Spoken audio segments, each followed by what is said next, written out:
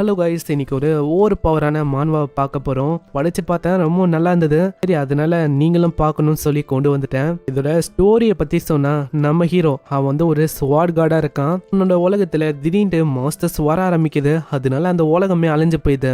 ஆளும் முடிஞ்ச அளவுக்கு எல்லாத்தையுமே அழிக்கிறான். ஆனா கடைசியில இறந்து போனக்கு அப்புறம் அவனுக்கு ரீஇன்கார்னேஷன் நடக்குது. அதுவும் ஒரு வீக்கான உடம்புல. அதுக்கப்புறம் என்ன ஆச்சு, ஸ்வாட் கார்டா இந்த இவன் அவனோட புது ஸ்ட்ரென்த்தை கெயின் பண்ணி அந்த உலகத்துல ஒரு ஃபேமிலி அவன் சந்தோஷமா வச்சுக்கணும். அங்க என்னென்ன பண்ணா அப்படின்னு தான் ஸ்டோரி போகும். உண்மையிலேயே வேற லெவல்ல இருக்கும். ஸோ மறக்காம ஒரே ஒரு லைக் போட்டுருங்க. நிறைய பேருக்கு அப்போதான் ரெக்கமெண்ட் ஆகும். அதே மாதிரி சப்ஸ்கிரைப் பண்ணனா சப்ஸ்கிரைப் பண்ணிக்கோங்க. சரி வாங்க, நம்ம டைம் மிஸ் பண்ணாம எப்பிக்குள்ள போகலாம். எப்பிக்கோட ஸ்டார்டிங்லயே ஒரு வாய்ஸ் ஓவரோட தான் இந்த கதையை ஆரம்பிக்குது. நான் வாழ்ந்த அந்த உலகம் அது வந்து டிஸ்ட்ராய் ஆயிடுச்சு. அதுக்கு என்ன காரணம்னா, ஏகப்பட்ட மான்ஸ்டர்ஸ் போர்ட்டல் வழியா வர ஆரம்பிச்சது. இருக்கிற மக்களும் அதுங்களை தாக்க ஆரம்பிச்சாங்க. ஏன்னா அப்பதான் அங்க வாழ முடியும். இதே மாதிரி மனுஷங்களோட வாழ்வு இது வந்து கொஞ்சம் கொஞ்சமா குறைய ஆரம்பிச்சது. அங்கதான் நம்ம ஹீரோவும் இருக்கான். நம்ம ஹீரோ பயங்கரமா எல்லா மாஸ்டர்ஸையும் கொல்ல ஆரம்பிக்கிறான். இதே மாதிரி ஒரு நாள் கடந்து போகுது, ஒரு மாசம் போகுது, ஈவன் நிறையவே வருஷமே போகுது. இதே மாதிரி தான் வருஷ கணக்குல அங்க ஏகப்பட்ட மாஸ்டர்ஸ் அவன் கொல்றான். ஒண்ணு பயம் ஒண்ணு அவனுக்கு இல்லாமலே போயிடுச்சு. அந்த இடத்துல அதுக்கப்புறம் தான் ஒரு வாய்ஸே வந்து, எதுக்கு நீ இந்த மாதிரி எவ்வளவு முயற்சியை பண்ணிருக்க, நீ வாழ்ந்த அந்த உலகம் அது வந்து முழுமையா அழிஞ்சு போயிடுச்சு. கேட்கும் போதுதான் நம்ம ஹீரோக்கு புரியுது, இது எல்லாத்துக்கும் பின்னாடி மாஸ்டர் மைண்டா இருந்தது வேற யாரும் இல்ல, இவன் தான். அங்க அவங்க ரெண்டு பேருக்கு இடையில ஒரு பயங்கரமான ஃபைட் போகுது. அங்க ஹீரோவா அவன் பல மடங்கு ரொம்ப பயங்கரமா தாக்குறான். நீ என்ன பண்ணிருக்க, இந்த மாதிரி நீ என்னதான் ஸ்ட்ரகிள் பண்ணாலும் நம்ம முன்னாடி நீ ஒரு பூச்சை மாதான். இன்னொரு அடி அடிக்குதா, இதனால நம்ம ஹீரோ சைடா போய் விழுறான். அந்த டைம்ல கழுத்துல தொங்குற அந்த விஷயத்த அவன் பாக்குறான். பெருசா இருக்கிற அந்த மாஸ்டரும் சம வேகமா கொல்றதுக்கு வரமா. ஆனா நம்ம ஹீரோ அதுக்குள்ள ஒரு அட்டாக் பண்றான். அது நெஞ்சியும் அவனோட உடம்பையும் கிழிச்சுன்னு போகுது. இதான் அந்த மாஸ்டரால எதையுமே நம்ப முடியல. ஆமா, நீ வந்து எப்படா இதை பண்ண? இல்ல, நான் ஒன்னும் சாக போதில்ல. ஆனா அந்த மாஸ்டரோட கதையை முடியுது. வரும்போது அது ஒரு அட்டாக் பண்ணிருக்கும். அதனால நம்ம ஹீரோவோட உடம்புலயும் பயங்கரமான காயம் ஏற்பட்டிருக்கும். அப்படியே அவன் விழுறான். அந்த இடத்துல வானத்தை பார்த்து சொல்றான், என்ன ஒரு அருமையான வியூவா இருக்கு. இந்த மாதிரி ஒரு வியூவை நான் பாப்பேன்னு எதிர்பார்க்கல. இதுக்கப்புறம் என்னாச்சுன்னு தெரியல. அவன் வேற ஒரு எத்துக்கு அப்படியே அவனோட கான்சியஸ்னஸ் வந்திருக்கும். எனக்கு புரியல, நான் வந்து இறந்து போயிட்டேனா என்ன ஆச்சு எனக்கு தெரியல. இந்த இடத்துல அவன் இன்னொருத்தனை பாக்குறான். ஆமா, நீ வந்து யாருப்பா தம்பி? அவனோட பேரு சியோ டோஜின். நம்ம டோஜின்னே கூப்பிடலாம். நான் வந்து செத்துன்னு இருக்கேன். அதே மாதிரி நான் வந்து உங்களுக்கு ஒரு ரெக்வஸ்ட் கொடுக்க ஆசைப்படுறேன். நான் இன்னமும் கொஞ்ச நேரத்துல நான் இங்க இருந்து மறைஞ்சு போயிடுவேன். அப்பனா நான் மறுத்தா டோஜின் யோசிக்க ஆரம்பிக்க நம்ம ஹீரோ சொல்றான், சரி இந்த மாதிரி உன்னோட லைஃப்ல நான் அட்டாச் ஆகணும் அதுதானே, எனக்கு வந்து புரியுது. எனக்கும் வேற சாய்ஸ் இல்ல போல. 10 வருஷமா அங்க சண்டை போட்டிருப்பான். அங்கேயே அவன் இறந்து போயிட்டான். அதே மாதிரி இவனோட ஃப்ரெண்ட்ஸ் எல்லாருமே காலி, அந்த கண்ட்ரியும் காலி. இந்த சைடு அதே தான் நம்ம டோஜனோட ஸ்டோரியும். ஆனா என்ன ஒண்ணு, இன்னமும் அவனுக்கு கிராண்ட் மதரும் ஒரு சின்ன தங்கச்சியும் இருக்கா. அவளோட பேரு எங்கு. என்னோட வாழ்க்கை இப்படி இருந்த மாதிரி அவங்களோட வாழ்க்கை அப்படி இருக்க கூடாதுன்னு ஆசைப்படுறேன். அதனால தயவு செஞ்சு இந்த மாதிரி என்னோட ஃபேமிலியை உங்களால பாத்துக்க முடியுமா? நான் என்னோட ஃபேமிலி ஒரு அமைதியான வாழ்க்கைய வாழணும் அப்படின்னு தான் நான் ஆசைப்படுறேன். யோசிக்காம நம்ம ஹீரோ ஒத்துக்கிறான். சீன்ல அவன் டைரக்டா டோஜினோட உடம்புல ரீஇன்கார்னேட் ஆகுறான். அங்க அவன் முன்னாடி ஒரு கேட் இருக்கு. அது ஒரு பி லெவலுக்கான கேட்டு தான். அது உள்ள போறதுக்கு அட்லீஸ்ட் ஒரு 3 பேராச்சும் வேணும். அதே மாதிரி முக்கியமா ஐடி வந்து இருக்கணும். நம்ம ஹீரோ கிட்ட ஐடின்னு கேட்டா அதெல்லாம் ஒன்றும் இல்லை. அதனால யோசிக்காம டோர் மேல குதிச்சு அப்படியே உள்ள போயிடறான். அங்க அலாரமும் பயங்கரமா அடிக்குது. யாரோ ஒருத்தங்க உள்ள பூந்துட்டாங்கன்னு. நம்ம ஹீரோ உள்ள போய் அந்த இடத்தை எக்ஸ்ப்ளோர் பண்ண ஆரம்பிக்கிறான். அந்த இடத்துல ஆல்ரெடி ஒரு பார்ட்டி இருக்கும். அவங்க நம்ம ஹீரோவை பார்த்து கேக்குறாங்க, போய் தம்பி என்னப்பா நீ என்ன வழி ஏதாச்சும் தவறி போயிட்டியா? நான் உன்னை பாக்குறதுக்கு அப்படிதான் தெரியுது. நாங்க வெளியில தான் போயின்னு இருக்கோம். வேணும்னா சொல்லு, நாங்க வெளியில கொண்டு போறோம் உன்னை. பின்னாடியே அந்த பொண்ணு சொல்றான், நீங்க நல்லா பாருங்க, உன்னோட அவுட்ஃபிட் அது பாக்குறதுக்கு ஒரு ஹீரோமா தெரியல. இந்த காலத்துல வர ஹீரோஸ் எல்லாருமே கேஷுவலா தான் ட்ரெஸ் எல்லாம் போடுவாங்க. ஆனா நம்ம ஹீரோ போட்டு இருக்க மாதிரிலாம் ரொம்பவும் கேஷுவலா அவங்க போட மாட்டாங்க. அதே மாதிரி நம்ம ஹீரோ கிட்ட ஒரு பேக்கும் இருக்கு. எனக்கு தெரிஞ்சு அவனா உள்ள வந்திருக்கான்னு நினைக்கிறேன். இந்த மாதிரி நீங்க என்ன சொல்றதுக்கு ட்ரை பண்றீங்கன்னு புரியுது. நான் இப்பதான் உள்ள வந்தேன். அதேதான்ப்பா, இந்த மாதிரி நீயா உள்ள வரக்கூடாது. இந்த மாதிரி தான் இந்த உலகத்துல ஹீரோஸ் ஆகணும்னு சொல்லி நிறைய பேரு டிவி ஷோ இதெல்லாம் பார்த்து ஹன் பண்ணலான்னு போனாங்க. நான் கடைசியில அவங்க பண்ண அந்த முயற்சி அது வந்து ஒரு வகையில சூசைடாவோ இறந்து போனதாவோ தான் மிச்சமா இருக்கும். அதனால நான் என்ன சொல்லுவேன்னா, இந்த மாதிரி நீ உள்ள போக கூடாது. நீங்க சொன்னதுக்கு ரொம்ப நன்றி. இருந்தாலும் நீங்க வாயை முட்டை இருக்கீங்களா? இதை கேட்டவனே அவங்களுக்கு இன்னமும் ஆச்சரியமாவது, என்னடா இவன் இப்படியெல்லாம் பேசுறான்னு. தம்பி உன்னோட நல்லதுக்கு தான்ப்பா நாங்க சொல்றோம், டைமை வேஸ்ட் பண்ணாத, எங்க கூட வா. இருந்தாலும் அவளைக்கும் நம்ம டோஜன் கண்டுக்கல, அப்படியே போக ஆரம்பிச்சிடறான். போக விட்டுருங்க, அவனே தன்னால அடிப்பட்டாதான் அவன் திருந்துவான்னு நினைக்கிறேன். நான் டிவியை பார்த்துட்டு இந்த மாதிரி தான் சில பல ஆளுங்க வந்துருவாங்க, ஆனா உங்களுக்கு சுத்தமா தெரியாது இந்த உலகம் எவ்வளவு டிஃப்ரெண்ட்னு. நான் இது ஹை லெவலான ஒரு கேட்டு. அவன் போயின்னு இருக்க அந்த இடத்துல திடீர்னு ஒரு மாஸ்டர் அப்பியர் ஆகுமா. அங்க அதுவும் தாக்குறதுக்கு வர நம்ம ஹீரோ அசால்ட்டா அதுல இருந்து தப்பிக்கிறான். அங்க தப்பிச்சுட்டு சம வேகமா ஒரே ஒரு பஞ்சு தான் அதோட மண்டையை நோக்கி பண்றான். அதோட மண்டையே அங்க இல்லாம போயிடுது. உலகத்துல நான் யோசிச்ச மாதிரி அவளைக்கும் விஷயம்லாம் ரொம்ப டிஃப்ரெண்டாலாம் இல்ல. கொண்டு இருப்பால அந்த மாஸ்டர் கிட்ட ஒரு ஸ்வாட் இருந்திருக்கும். அந்த ஸ்வாடை வச்சு அப்படியே அவன் தோண்ட ஆரம்பிக்கிறான் அதோட கழுத்துல. இதனால ஒரு மேஜிக் ஸ்டோன் கிடைக்குது. அது ஒரு லோ லெவலான மேஜிக் ஸ்டோன் தான். இதெல்லாம் அவளைக்கும் போன வாழ்க்கையில நம்ம ஹீரோ கண்டுக்கல. இந்த வாழ்க்கையில அவனுக்கு இதுக்கான தேவை ரொம்ப அதிகமா இருக்கு. அந்த இடத்துல இன்னும் ஒரு 4-5 மாஸ்டர்ஸ் வருமா, அதுங்களும் தாக்க வர வெறுமா ஸ்டோன் அவன் அப்படியே ஏறிடான். அது தலையில பட்டாத்த செகண்டே அங்க தலை இல்லாம போயிடுது. இந்த சைடு அந்த பொண்ணு சொல்றான், முன்னாடி நம்ம ஒரு பையனை பார்த்தோம்ல, அவன் இங்க வந்து எந்த போயிட்டானா என்ன ஆகும், அவனை பத்திலாம் கவலைப்படாத, ஏன்னா இவன் அன்ஆத்தரைஸ்டா உள்ள வந்திருக்கான்னு நினைக்கிறேன். கண்ட்ரோல் சென்டரோட ஏஜென்ட்ஸ் அவங்க கண்டிப்பா உள்ள வருவாங்க, நல்ல பிரச்சனை இல்லை, ஏன்னா இது சி கிரேடுக்கான ஒரு கேட்டு. உங்களோட பவர்ஸும் ரொம்ப ஹையா தான் இருக்கும். அதனால அந்த மாஸ்டர்ஸ் வரதுக்குள்ளேயே அவங்க வந்துருவாங்க, அதனால பிரச்சனை இல்ல. நாங்க விஷயம் ஆப்போசிட்டா இருக்கு. அந்த மாஸ்டர்ஸ் தான் இவனை பார்த்து பயப்படுது. மாஸ்டரை ஒரே பஞ்சில கொல்றான், இன்னொன்னு காலை வச்சு அவன் கொல்றான். இதே மாதிரி அந்த மாஸ்டரோட கதையை முடிய அது கிட்ட இருக்கிற அந்த மேஜிக் ஸ்டோன் அது எல்லாத்தையுமே அவன் அடையறான். இந்த விஷயங்களை கலெக்ட் பண்றது எனக்கு சுத்தமா பிடிக்கல. ஏன்னா இந்த மாதிரி ஒரு விஷயங்களை நான் கலெக்ட் பண்ணணும். ஏன்னா இதெல்லாம் லோ கிரேட்ல இருக்க ஒரு ஸ்டோன் தான். இந்த சைடு அவனுக்கு பிடிக்கலனாலும் இதை பண்ணிதான் ஆகணும், ஏன்னா அப்பதான் இவனுக்கு பணம் கிடைக்கும். இவன் பேசினே போவானா, பின்னாடியே அங்க இன்னொருத்தர் வந்துடுறாரு. அவரு தான் அந்த ஏஜென்ட். அங்க ஏஜென்ட் மத்தவங்கள வர வைக்க அங்க நிறைய பேர் வந்துடுறாங்க. போய் தம்பி, இந்த மாதிரி நீ தேவையில்லாம உள்ள பூந்துட்டேன்னு நினைக்கிறேன், உன்னோட ஹீரோ ரெஜிஸ்ட்ரேஷன் அதை நீ காட்டு. அப்படி நீ அன்ரெஜிஸ்டர்டான ஒரு ஹீரோவா இருந்தா வந்து கண்ட்ரோல் சென்டருக்கு வர மாதிரி இருக்கும். என்ன சொன்னீங்க, இந்த மாதிரி கண்ட்ரோல் சென்டரா? ஆமா, இந்த மாதிரி நாங்க சொல்றோம், அதனால நீ வந்துதான் ஆகணும். நான் நம்ம ஹீரோ அவளைக்கும் கண்டுக்காம போக ஆரம்பிப்பானா, அங்க உடனே அவரு பிடிக்கிறாரு. தம்பி, இந்த மாதிரி நீ வரலனா நாங்களும் இப்படிதான் கொண்டு போற மாதிரி இருக்கும். அங்க கைய பிடிக்கிறாரா, ஒரு கட்டத்துல கோமாய் அவரோட கைய முறுக்கி பிடிக்கிறான். பார்த்து ஒரு செகண்ட் அவரே ஆச்சரியமா வராரு. வந்து ஆல்ரெடி சொல்லிட்டேன், இந்த மாதிரி நீங்க பண்ற விஷயம் அது அன்னோயிங்கா இருக்கு எனக்கு. இதை பார்த்தோன்னே மத்தவங்களும் அங்க தாக்குறதுக்கு ரெடி ஆகுறாங்க. அவங்க கிட்டயும் 4th கிரேட்ல இருக்க மேஜிக் சீலிங் டிவைஸ் இருக்கு. அது ஆருக்கு மேலாம் பயங்கரமா ஒர்க் ஆகும். ஆனா அவங்களுக்கு நம்ம ஹீரோவோட பவரை பத்தி தெரியல. அங்க டோஜனும் சொல்றான், இந்த மாதிரி நான் உங்களுக்கு ஃபைனலா ஒரு வார்னிங்க கொடுக்கறேன், நீங்க மரியாதையா போயிடுங்க, இல்லைன்னா உங்களுக்கு தான் ஆபத்து உருவாகும். அந்த இடத்துல அவங்க தாக்குறாங்களா, ஆனா டோஜனால அசால்ட்டா அதை தடுக்க முடியுது. பண்ற அட்டாக்லாம் நம்ம டோஜன் முன்னாடி ஒண்ணுமே இல்ல. அப்படியே அவன் காலை வச்சும் கையை வச்சும் தாக்குறான். எல்லாருமே அங்க பறந்து போய் விடுறாங்க. இத பாக்குற அந்த ஆபீசருக்கு ஒண்ணுமே புரியல. சடனா நம்ம டோஜன் அவன் மறைஞ்சு போய் அம்மா வேகமா வயிற்றுலயே ஒரு பஞ்ச் அடிக்கிறான். இப்பதான் டோஜனே வயிற்றுல அடிச்சான்ல, அவன் கிட்ட கேக்குறான், அப்படி ரெஜிஸ்டர்டா நான் ஒரு ஹீரோவா மாறிட்டா இந்த மாதிரி எனக்கு பிரச்சனையே இருக்காதா? ஆமா, இந்த மாதிரி நீ ரெஜிஸ்டர் பண்ணிட்டா உனக்கு வந்து பிரச்சனையே வராதுடா. அப்புறம் நம்ம ஹீரோ ஃபிராக்சர்டு ஜோனை பத்தி கேக்குறான். இப்பதான் அவரு இந்த உலகத்தை பத்தியே சொல்றாரு. சடனா இந்த உலகத்துல கேட்ஸ் வந்து ஓபன் ஆக ஆரம்பிச்சிருக்கும். அது வழியா ஏகப்பட்ட மாஸ்டர்ஸும் வந்திருக்கும். மாஸ்டர்ஸ் அழிக்கிற மூலமா அந்த மேஜிக் ஸ்டோன் வந்து கிடைக்கும்ல, அது அவங்க எனர்ஜி ரிசோர்ஸ் அவன் பயன்படுத்துறாங்க. அந்த இடத்தை தான் ஃபிராக்சர் ஜோன் அப்படின்னு அவங்க சொல்றாங்க. ஓ அப்படியா, அப்பனா நான் எந்த கேட்டுக்குள்ள போனாலும் நீங்க வந்து வந்துகினே இருப்பீங்க. ஆமா, நீ சொல்றது கரெக்ட் தான். எப்போ வரைக்கும் நீ அன்ஆத்தரைஸ்டு ஒரு ஹீரோவா இருக்கியோ அதனால கேட்டுக்குள்ள போக முடியாது. நீ அப்படி போனாலும் ஆட்டோமேட்டிக்கா எங்களுக்கு தெரிய வரும் யாரோ ஒருத்தங்க உள்ள வந்துட்டாங்கன்னு. அதுக்கப்புறம் உன்னை தேடி எங்களை மாதிரி ஏகப்பட்ட ஆளுங்க வருவாங்க. அதே மாதிரி இந்த ஃபிராக்ஷன் ஜோன் அந்த இடம்லாம் நீ நினைக்கிற மாதிரி ஈஸியான விஷயம் இல்ல, அசால்ட்டா உள்ள போயிடுறதுக்கு. ஏன் இத்தனைக்கும் ஹீரோஸாலேயே அங்க சரியா நிக்க முடியாது. இப்படி ஒரு சொல்லுவாரா, ஆனா நம்ம ஹீரோ அவளைக்கும் கண்டுக்காம அப்படியே பறக்க விட்டுறான். ஒரு சைடு அவரை பார்த்து அவன் யோசிக்கிறான், இங்க இருக்கிற ஆளுங்க அவங்கெல்லாம் பல மடங்கு ரொம்ப வீக்கா இருக்காங்க.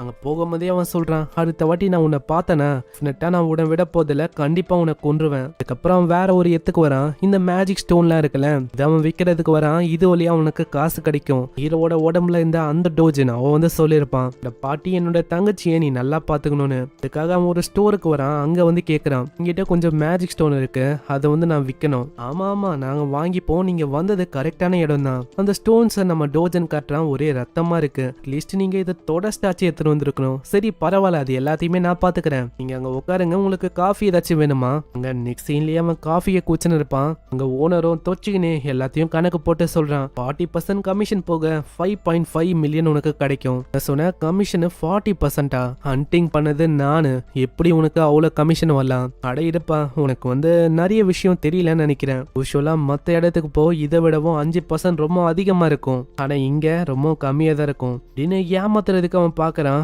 நம்ம ஹீரோ அதெல்லாம் கண்டுக்காம அந்த ஸ்டோன்ஸை உள்ள எடுத்து வைக்கிறான். சரி, என்னால அவளுக்கெல்லாம் கொடுக்க முடியாது, நான் வந்து இங்க இருந்து போறேன். அட இரு, எங்க நீ போற? மாதிரி நான் உனக்கு காஃபியை கொடுத்தேன், அதே மாதிரி நான் ஒர்க் பண்ண அந்த ஃபீ, அது துணியால அந்த தொடச்சேன் அந்த விஷயம், அந்த டவலும் ரொம்ப விலை உயர்ந்த டவலு, அதனால ஃபீ ஒண்டி கிட்டத்தட்ட 3,50,000 வான் ஆகும். கிட்ட இப்போதைக்கு காசெல்லாம் இல்ல.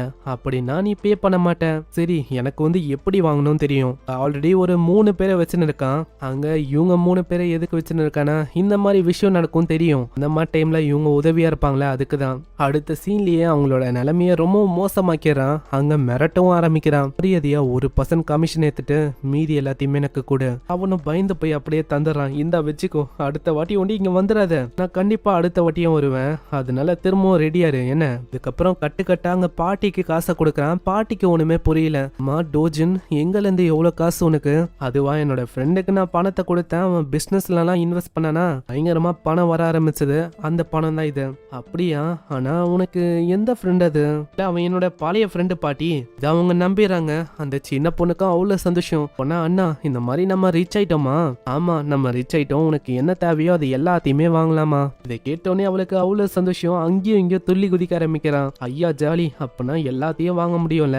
இதை பார்க்கும்போது நம்ம ஹீரோக்கு அங்க டோஜன் சொன்ன விஷயம் ஞாபகம் வந்து கேட்டிருப்பான். இதான் என்னோட பாட்டியும் என்னோட தங்கச்சியும் பாத்துக்கணும்னு. ஒரு வகையில அவன் சொன்ன விஷயத்த தான் இப்ப அங்க பண்ணிக்கணும் இருக்கான். ஆனா இன்னமும் இவங்களோட நிலைமை நார்மல் ஆயிடுச்சான்னு கேட்டா அது கிடையாது. உங்களுக்கு இப்போ ஒரு சேஃபான வீடு வேணும். கொரியால ஒரு சேஃபான வீடு வேணும்னா கிட்டத்தட்ட 11 பில்லியன் ஆகுமா? அப்பதான் இவங்களால சேஃபான வீடியை வாங்க முடியுமா? கண்டிப்பா அதை வாங்க வேண்டியதான். ஆனா என்னோட ஸ்ட்ரென்த் அந்த அளவுக்கு வரல. நம்ம ஹீரோ இது வரைக்கும் பயன்படுத்தினால அது அவனோட ஸ்ட்ரென்த்தே கிடையாது, கிட்டத்தட்ட 10% தான். நான் வந்து என்னோட ஸ்ட்ரென்த் அடையணும்னா அந்த பிராக்சர் கேட் அங்க வந்து நான் போகணும்னு நினைக்கிறேன். ஏன்னா அங்கதான் எல்லா விஷயமும் இருக்கு. அதே மாதிரி என்னோட அழிஞ்சு போன அந்த உலகம், அங்க இருக்கிற மாஸ்டர்ஸை கம்பேர் பண்ணா இதுங்க ஒண்ணுமே இல்ல. இதுக்கு முன்னாடி நான் ஒரு ஸ்வாட் கார்டா இருந்தேன், அதனால இதெல்லாம் ஒரு பெரிய விஷயமே இல்ல எனக்கு. போன உலகத்துல இவன் ஒரு ஸ்வாட் கார்டா இருந்திருக்கான். இந்த உலகத்தை பொறுத்த வரைக்கும் இங்க இருக்கிற மாஸ்டர்லாம் இவன் முன்னாடி ஒரு குழந்தை மாதிரி தான். எதுவும் இவன் முன்னாடி நிக்க முடியாது, அந்த அளவுக்கு இவன் பலசாலியா இருக்கான். அதனால தான் இந்த உலகத்துல அவனோட பவரை முடிஞ்ச அளவுக்கு கம்மியா யூஸ் பண்றான். 10% இல்ல, அது கூட இல்ல,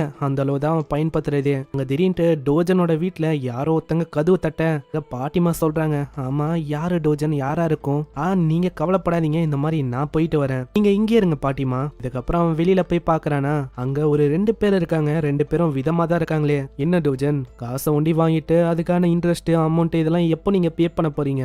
நீங்க கொடுக்க வேண்டிய காசு எவ்வளோன்னு தெரியுமா? 48 மில்லியன். இப்பதான் நம்ம டோஜன், அதாவது நம்ம ஹீரோக்கு புரியுது. ஏன்னா இவங்க வந்து வேணும்ட்டே தான் இப்படி பண்றாங்க. இதுக்கு முன்னாடி இருந்த அந்த டோஜன் இவங்க 2 பேர்கிட்ட மணியை பாரோ பண்ணிருக்கான், அதுவும் 5 மில்லியன் பாட்டிமாவோட ஹாஸ்பிட்டல் செலவுக்காக. ஆனா இந்த மாதிரி டைம்ல இவங்க வேணும்ட்டே தான் இந்த மாதிரி ஏத்திருக்காங்க. இன்ட்ரெஸ்ட் அது இதுன்னு போட்டு 48 மில்லியன் இவங்க கேக்குறாங்க. என்னப்பா, உன்னால காசு தர முடியுமா? முடியாதா? இந்த மாதிரி எங்களுக்கு நல்லாவே தெரியும், நீ இப்பெல்லாம் கேட்டுக்கெல்லாம் போறியாமே, அப்பனா உன் கேட்ட காசு இருக்கும் நினைக்கிறேன். கொடு, எனக்கு காசை கொடு, இல்லன்னு வச்சுக்கேன் என்ன ஆகும்னு உனக்கு தெரியும்ல. இப்படி சொல்லி வாய முல்ல, அதுக்குள்ள வாயிலே ஒரு பஞ்ச் அடிக்கிறான். இதை பாக்குற அவனால எதையுமே நம்ப முடியல. யாரா இவன் திடீர்னு இப்படி பண்றான்னு. நாங்க வந்து பணத்தை கேட்க வந்தோம், நீ என்னடா இப்படி பண்ண இருக்க?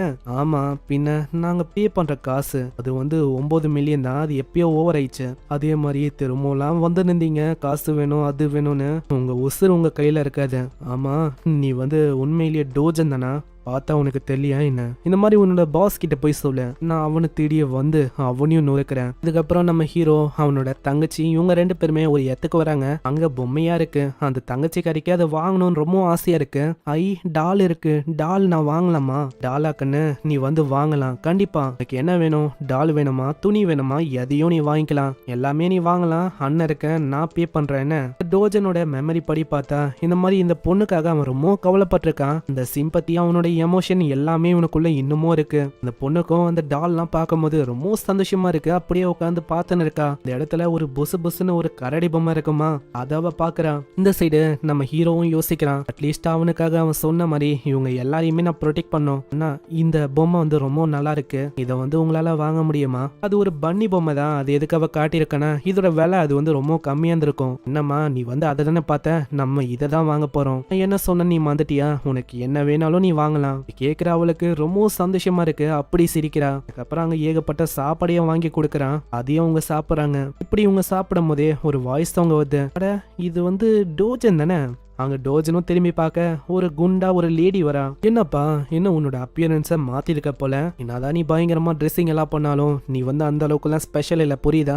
ஆமா உன் பக்கத்துல அந்த சின்ன பொண்ணு அவ யாரு? அவ என்ன உங்க அம்மா எந்த போய் நீ கிடைச்ச மாதிரி அவளுக்கும் ஏதாச்சும் நந்து உனக்கு அவ கிடைச்சாலாம் என்ன? அப்படி இவங்க கேட்க அங்க நம்ம எங்குக்கு ஒன்னும் புரியல. ஆமா யார் அந்த ஆன்டி? அந்த லேடியும் இப்பதான் அந்த சின்ன பொண்ணு எங்கு அவகிட்ட பேரை கேக்குறா. போய் சின்ன பொண்ணு உன்னோட பேர் என்னது? உன்னோட பேரா லீ எங்கு? லீ எங்கன்னு கேட்கும் போதே அவளுக்கு தெரியுது, ஓ லீயா, அப்போனா நீ டோஜன் லீயோட சிஸ்டரு. உன்னோட ட்ரெஸ்ஸை பார்க்கும் போதே தெரியலையா நீயும் உங்க அம்மா தான் ஆமா தானே அப்படின்னு நம்ம ஹீரோ கிட்ட கேக்குறா. நம்ம ஹீரோக்கா அங்க பயங்கரமா கடுப்பாவுது. நான் அவன் அடக்கி வச்சிருக்கான், ஏன்னா அதுக்கும் ஒரு காரணம் இருக்கு. இந்த பொம்பளை இங்க ஒண்ணே நிக்கல, அங்க இன்னமும் அந்த சின்ன பொண்ணுக்கு என்ன தெரியும், அவளை போய் அவ வேணுட்டே அசிங்கப்படுத்துறா. சின்ன பொண்ணு உனக்கு ஸ்லட்டோட மீனிங் என்ன தெரியுமா? அது ஒரு கெட்ட வார்த்தை, இந்த லேடிஸ் எல்லாம் தப்பா டிஸ்கிரைப் பண்ற ஒரு வார்த்தை தான் அது அப்படிங்க சொல்ல அதுக்குள்ள ஹீரோவோட வாய்ஸ் வருது, கேவலமான பொம்பளை நாயே அப்படின்னு நம்ம ஹீரோ கத்த.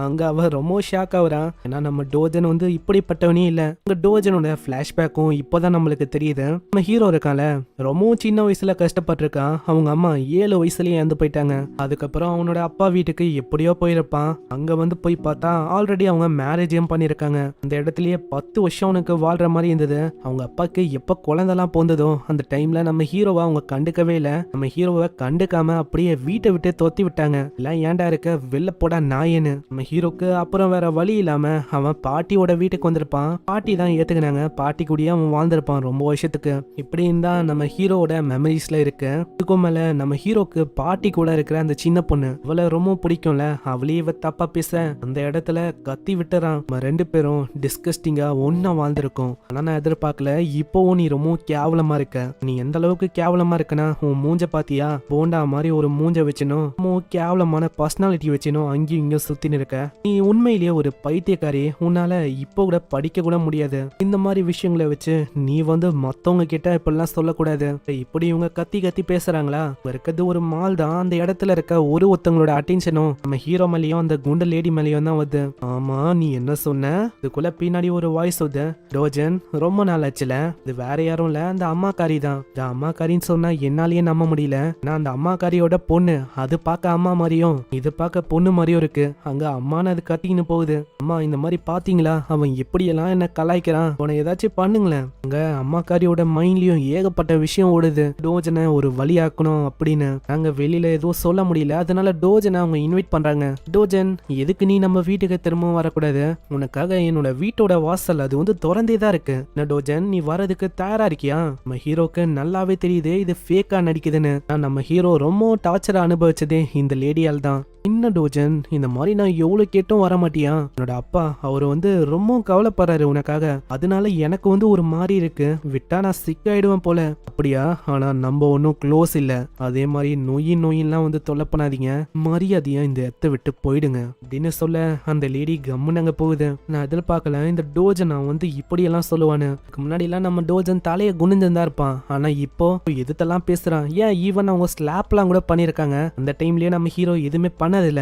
ஏன் நினைச்சு அந்த லேடியும் அங்க போகுது. பின்னாடி அம்மா அம்மான்னு கத்தினே அது ஓடி போகுது. இங்க ஒண்டி டோஜன் இருந்திருந்தா அந்த லேடி கிட்ட ஒரு வார்த்தையும் சொல்லி இருக்க மாட்டான். அப்புறம் அந்த லேடியும் சும்மா இல்ல, இந்த மாதிரி அது ஒரு பிளான வச்சிருக்கு. என்னன்னா நம்ம டோஜன் இருக்கான்ல அந்த டோஜனை கொல்றதுக்கு பாக்குது. அம்மா யோ மொட்டை, உன்னை வந்து நான் என்ன சொன்னேன், இந்த மாதிரி அவனை கொல்றதுக்கு சொன்னேன். நான் எதுக்கு அவன் இன்னமும் உயிரோட இருக்கான் நான் கேட்டேன் எதுக்குன்னு. இதனால அவன் பயந்து போய் சொல்றான், ஐயோ எங்களுக்கு வந்து வந்து தெரியல மாதிரி இப்போதைக்கு அவன் செத்து போயிருக்கணும். ஆனா தெரியலையே எப்படி அவன் கேட்டை விட்டு வந்தானு. நீங்க கவலைப்படாதீங்க, நாங்க திரும்பவும் அந்த விஷயத்த பாக்குறோம். அதனால திரும்பவும் அந்த தப்பு வந்து நடக்காது. அப்போனா நீங்க சொல்றபடி பார்த்தா நம்ம டோஜனை கொலை பண்ண பாக்குறீங்களா என்ன?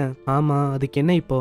அட அம்மா, நீங்க என்ன பேசின்னு இருக்கீங்க? இதுக்கு நம்ம டோஜனை நீங்க கொல்லணும்? என்ன உனக்கு டோஜனை இன்னமும் பிடிக்குமா என்ன? இதை கேட்டோடனே அந்த லேடி அப்படியே பிளஷ் ஆகுறா. இல்ல நீங்க நினைக்கிற மாதிரிலாம் இல்ல, போனா கம்முன்னு இரு. அம்மா வந்து விஷயத்த பாத்துக்கிட்டோம், உனக்கு புரியும் நினைக்கிறேன், மூக்க நுழைக்காத. சீன் அப்படியே பாஸ்ட்டுக்கு போது 10 வருஷத்துக்கு முன்னாடி ஃபிராக்சர் ஜோன் அப்படின்னு ஒரு ஜோன் அப்பியர் ஆச்சு. இது வழியா தான் இந்த மாஸ்டர்ஸ் வெளியில வர ஆரம்பிச்சது. இது எப்போ வர ஆரம்பிச்சதோ எல்லாருமே அப்படியே காலியாக ஆரம்பிச்சாங்க. எல்லா பக்கமும் கொலை, தீ விபத்து இந்த மாதிரி விஷயம்லாம் ஏற்பட ஆரம்பிச்சது. அந்த டைம்ல தான் திடீர்னு நிறைய பேர் அவிக்கன் ஆக ஆரம்பிச்சாங்க. அவங்கள தான் ஹீரோஸ் அப்படின்னு சொன்னாங்க.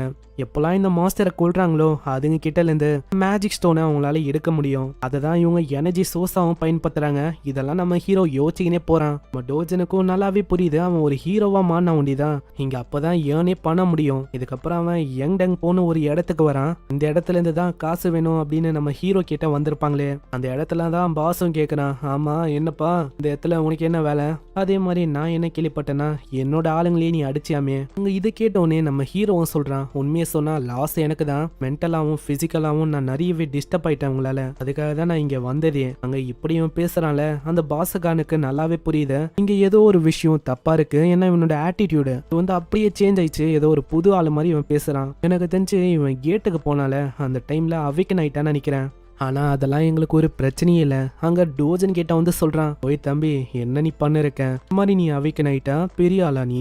அவைக்கன் ஆன உங்களோட நிலைமையும் என்ன ஆயிருக்குன்னு உனக்கு தெரியுமா? அங்க பின்னாடியே ஒரு 4-5 பேரோட கும்பல் வந்து டோஜன் பக்கத்துல நிக்க அவருக்கு ரொம்ப பெருமையா இருக்கு. ஏன்னா நம்ம ஆளுங்களாம் ரொம்ப ஸ்ட்ராங்கு. டோஜன் அவைக்கன் ஆயிருந்தாலும் என்ன மிஞ்சி போனா டி கிரேட்ல இருப்பான், அவ்வளவுதான். அங்க இப்படி இவன் யோசிப்பானா டோஜன் கத்துறான், வா மரியாதையா உட்காரு, நான் இன்னமும் பேசி முடிக்கல. இதை கேட்கிற இன்னொருத்தன் தாக்க போக சைலண்டா அவன் கண்ணாடி எடுக்கிறான், மூஞ்சிலேயே ஒண்ணு விடுறான். அதே டைம்ல இன்னொருத்தனும் தாக்க வருவானா, அவனோட கதையும் முடியுது, பின்னாடி வரவனோட நிலைமையும் மோசமாகுது. இதே மாதிரி எல்லாரோட கதையும் முடிய இங்க வந்து அவன் ஆடி போயிடுறான். வந்து உட்காரியா இல்ல என்ன நான் பண்ணட்டும்? இதனால பயந்து போயிடறான். அங்க இன்னமும் ஒரு 2 பேர் இருக்காங்க. வேணும்ட்டே நடுவுல வரல, வந்து அவ்வளவுதான் காலியா இருப்பாங்கன்னு அவங்களுக்கே தெரியும். நம்ம ஹீரோவை பார்த்தோன்னே அவனுக்கு தெரியுது இவனோட லெவல் அது வந்து டியும் கிடையாது சியும் கிடையாது, எனக்கு தெரிஞ்சு பி கிரேடா இருக்குமோ. என்ன இன்னமும் நீ ஆன்சர் பண்ணாம இருக்க? சொல்றேன் எல்லாத்தையும் சொல்றேன். அப்புறம் என்ன ஹாங்ஜூ, இந்த மாதிரி நீங்க எல்லாத்தையுமே சொல்லணும், இல்லனா அவ்வளவுதான். ஃபர்ஸ்ட் கொஸ்டினா நான் என்ன கேக்குறேன்னா, இந்த லேடி லீ ஹீரோ 10 வருஷமா வாழ்ந்தால ஒரு வீட்டுல, இந்த அம்மாக்காரி அவ வந்து என்ன கொல்ல சொன்னாலா இல்லையா? அங்க அவன் பதிலே சொல்லியா பயங்கரமா முறுக்க அவனோட ஷோல்டர் இன்னமும் வலிக்குது. அங்க உண்மையா அவன் சொல்றான், ஆமா சொல்றேன். இந்த பொம்பளை தான் எங்க கிட்ட சொன்னா இந்த மாதிரி உன்னை கடனாளியா மாத்தணும். எந்த அளவுக்குனா நீ வந்து கடனை செலுத்தாத அளவுக்கு, அதனால நீ கடைசியில சாகணும் அப்படின்னு அவ சொன்னா. ஓ இப்பதான் எனக்கு புரியுது, கதை வந்து இப்படி போகுதா? இப்போ நீங்க தான் என்ன கேட்ல ட்ராப் பண்ணது. அட நீ வந்து ட்ராப் பண்ணதை பத்திலாம் எனக்கு தெரியாதுப்பா, அது உண்மைதான், நான் ஒன்னும் பொய் சொல்லல. ஏன்னா நீ வந்து அங்க இறந்து போயிட்டா எனக்கு எப்படி பணமும் கிடைக்காதுல, அது உண்மைதான். நான் உண்மையிலேயே சொல்றேன். இந்த கேங் சொல்லுன்னு ஒரு பர்சனை பத்தி சொல்றான். நான் அன்னைக்கு நம்ம டோஜனை கேட்டுக்கு கொண்டு போனதே அவன் தான். அவனை என்ன பண்ணு நாளைக்கு கொண்டு வர, அவன் கேட்ட இன்ஃபர்மேஷனை நான் கறக்கணும். கண்டிப்பா இதே மாதிரி அவன் போறானா இப்பதான் அவங்களுக்கு ரொம்ப நிம்மதியா இருக்கு. ஹீரோக்கும் நல்லாவே புரியுது நம்ம டோஜன் எந்த அளவுக்கு கஷ்டப்பட்டிருக்கான்னு. கடைசியா சொன்ன வார்த்தையும் பாட்டியும் நம்ம எங்கேயும் நல்லா பாத்துக்கணும் தான். நான் இங்க இருக்கும் போது எல்லா விஷயமும் கரெக்டா தான் இருக்கும். இந்த மாதிரி நான் எல்லாத்தையுமே ஸ்ட்ரெயிட்டா செட்டப் பண்ணலான்னு இருக்கேன். நம்ம ஹீரோ ரேங்க் கார்டை வாங்கிட்டான். இப்ப அவன் பி ரேங்க்ல இருக்க ஒரு ஹீரோவா இருக்கான். அங்க கார்டை காட்டின அடுத்த செகண்டே அவனோட ஐடியும் அங்க வெரிஃபை ஆக அந்த கேட் வந்து நம்ம டோஜனோட லெவல் ரொம்ப கம்மியா இருக்குன்னு காட்ட, இதனால அவன் ரொம்ப கடுப்பா வரான். ஏன்னா கார்டை கொடுக்கறதுக்கு முன்னாடியே எனக்கு ஹையர் லெவலான கார்டை குத்துந்தா எவ்வளவு பிரச்சனை வந்திருக்குமா, லூசுத்தனமா எவ்வளவு பிரச்சனையில என்ன மாட்டி விட்டான். இருந்தாலும் அங்க லோ லெவல் அப்படின்னு காட்டுது. ஆனா நம்ம ஹீரோ அவளுக்கும் கண்டுக்கவே இல்லை. நம்ம டோஜன் போற இடம் வந்து பி கிரேட்ல இருக்க ஒரு இடம் தான். அந்த இடத்துக்கு அட்லீஸ்ட் ஒரு 2 பேருக்கும் மேல ஏ ரேங்க்ல இருக்கவங்க வரணுமா. அப்படி லோ லெவல்ல வந்தா கஷ்டம் தான் உள்ள சர்வே ஆகுறது. ஆனா அவளுக்கும் நம்ம ஹீரோ கண்டுக்கல, டைரக்டா அவன் கிளியர் பண்ணலாம் அப்படின்னு போறான். இப்ப அவன் போற இடமும் ஒரு டனல் ஷேப்பா, அதனால எப்படி பார்த்தாலும் இதே வழியில தான் போய் ஆகணும். அங்க போற வழியில தான் ஒரு பாம்பு வந்து நிக்குது. ஒரு சர்பன் தான், அதை பார்த்தோன்னே தாக்க போறானா அங்க இன்னொன்னும் இருக்கு. இதே மாதிரி அதுங்களோட கதையை முடிக்கிறான். முக்கியமா இந்த பாம்போட பாய்சன் இது ரொம்ப டேஞ்சரா இருந்து லைட்டா பட்டாலும் காலி, அப்படியே நம்ம பேரலைஸ் ஆகுறதுக்கும் வாய்ப்பு இருக்கு. ஆனா நம்ம ஹீரோ அவனோட ஸ்பீடை யூஸ் பண்ணி பயங்கரமா எல்லா இடத்துலயும் வெட்டி போடுறான். இதனால அந்த பாம்போட கதையும் முடியுது. என்ன கிளவுஸ் தான் கொஞ்சம் அழுக்குது, பரவாயில்ல. நான் வந்து 3 லட்சம் வானம் வச்சு வாங்கினேன், இது நல்லா தான் இருக்கு. இதே மாதிரி இன்னமும் ஒரு 3 நாள் கிட்ட வருமா, அதுங்களையும் நம்ம ஹீரோ விட்டு வைக்காம தலை பாதி உடம்பு பாதின்னு வெட்டி எடுக்கிறான். அங்க எவ்வளவு நோண்டி பாக்குறான் ஸ்டோன்ஸ் ஏதாச்சும் கிடைக்குமான்னு. ஆனா இந்த இடத்துல எதுவுமே அவனுக்கு கிடைக்கல. ஏன்னா போன உலகத்திலயும் இதே மாதிரி தான் இந்த சர்பன் பாம்புலாம் இருக்குல்ல, ஸ்டோனோட டிராப் ரேட்டே ரொம்ப கம்மி, கிட்டத்தட்ட 3% தான். அந்த வகையில பார்த்தா நான் 100க்கும் மேல ஹண்ட் பண்ற மாதிரி இருக்கும். அப்பதான் எனக்கு தேவையான அளவுக்கு லூட்டே கிடைக்கும். இதே மாதிரி இன்னமும் உள்ள போவேன். அங்க ஆல்ரெடி நிறைய பேர் இருந்திருக்காங்க. முன்னாடியே ஒரு மிகப்பெரிய பாம்பு வந்து நிக்குது. ஓ, இதுதான் இந்த இடத்தோட பாஸா, பரவாயில்ல. இது வந்து எனக்கு ரொம்ப கன்வீனியன்டா இருக்கு. நான் பாஸை தேடி போக தேவையில்ல. ஸோ அதனால நான் சீக்கிரமா முடிக்கணும்னு நினைக்கிறேன். அங்க பயங்கர வேகமா போய் ஒரு அட்டாக் கொடுக்குறான். ஆனா அதனால அதுக்கு எதுவுமே ஆகல. பாக்குற நம்ம ஹீரோக்கு புரியலையா, டக்குன்னு அது வாழை வச்சு தூக்கி அடிக்க திரும்ப அது தாக்குவது ஜஸ்ட் மிஸ்லாங்கல இருந்து தப்பிக்கிறான். நான் இதுக்கு முன்னாடி சண்டை போட்ட பாம்பை கம்பேர் பண்ணா இதோட லெவல் அது வந்து ரொம்ப அதிகம்னு நினைக்கிறேன். அதே மாதிரி அதோட தோலும் ரஃப் அண்ட் டஃபா இருக்கு. நான் என்னதான் அடிச்சாலும் அங்க எதுவுமே வேலை செய்ய மாட்டேன். ஆனா என்னோட பழைய உலகத்தோட ஸ்ட்ரென்த் எல்லாம் இப்ப என் கிட்ட இருந்தா இந்த பாம்பெல்லாம் என் முன்னாடி ஒண்ணுமே இல்ல. பக்கத்திலேயே ஒரு ஸ்வாடையும் பாக்குறான். எந்த போனவரோட ஸ்வாடு தான் அது. அதை பார்த்தோன்னே இவனுக்கு ஒரு நல்ல ஐடியா வருது. பரவாயில்ல, இது வந்து ஓல்டா இருக்கு, இருந்தாலும் எனக்கு வேற வழி தெரியல. இதே மாதிரி அந்த ஸ்வாடை எடுத்துக்கிறான். ஒரு ஸ்வாடை பத்தி சொன்னா அது எப்படி அவங்க பயன்படுத்துறாங்களோ அதுக்கேத்த மாதிரி எல்லாமே வேரி ஆகும். பாம்போ சம வேகமா தாக்கவதா நம்ம ஹீரோ அப்படியே குதிச்சு பயங்கரமா அவன் தாக்குறான். இதனால கடைசியில அந்த பாம்போட கதையும் முடியுது. இந்த ஸ்வாடும் சின்ன பின்னமாயுது. அங்க மிஞ்சிருக்கதே பாதி உண்டு ஸ்வாடு தான். அவன் கிட்ட வெப்பனும் இல்ல. இதனால அந்த பாம்போட பல்ல அவன் எடுத்துக்கிறான். ஏன்னா இது ரொம்ப ஷார்ப்பா இருக்கு. போக போக பேட்டில் இது பயன்படுறதுக்கு வாய்ப்பு இருக்கு. நெக்ஸ்ட் சீன்லாம் வெளில வரானா அப்படியே அங்க நைட் ஆயிடுச்சு. அதாவது இவன் காலையில போயிருப்பான், நைட்டே ஆயிடுச்சு. எனக்கு இப்பதான் புரியுது வெளியில டைம் இந்த அளவுக்கு ஃபாஸ்டா ஓடுதா. ஆனா இப்போதைக்கு என்னோட ஸ்ட்ரென்த்தை ரீகெயின் பண்ணதான் நான் பார்க்கணும். நல்ல வேலை இந்த மாதிரி டைம்ல என்னோட ஃப்ரெண்ட்ஸ் எல்லாம் இதெல்லாம் பார்க்கலையே. ஏன்னா இப்போ வந்து நம்ம ஹீரோ ரொம்ப வீக்கா இருக்கான்ல, அதனால தான் அப்படி யோசிக்கிறானே. அப்புறம் வேற ஒரு ஹீரோவை காட்டுறாங்க. அவன் ஏகப்பட்ட ஸ்டோன்ஸை கொண்டு வந்து தரான். அதுக்கு ஆளு இன்னும் பழைய ட்ரிக்கை தான் யூஸ் பண்ணிருக்கான். பரவாயில்லையே, நீ வந்து நிறையவே மான ஸ்டோனை இங்க கொண்டு வந்திருக்க.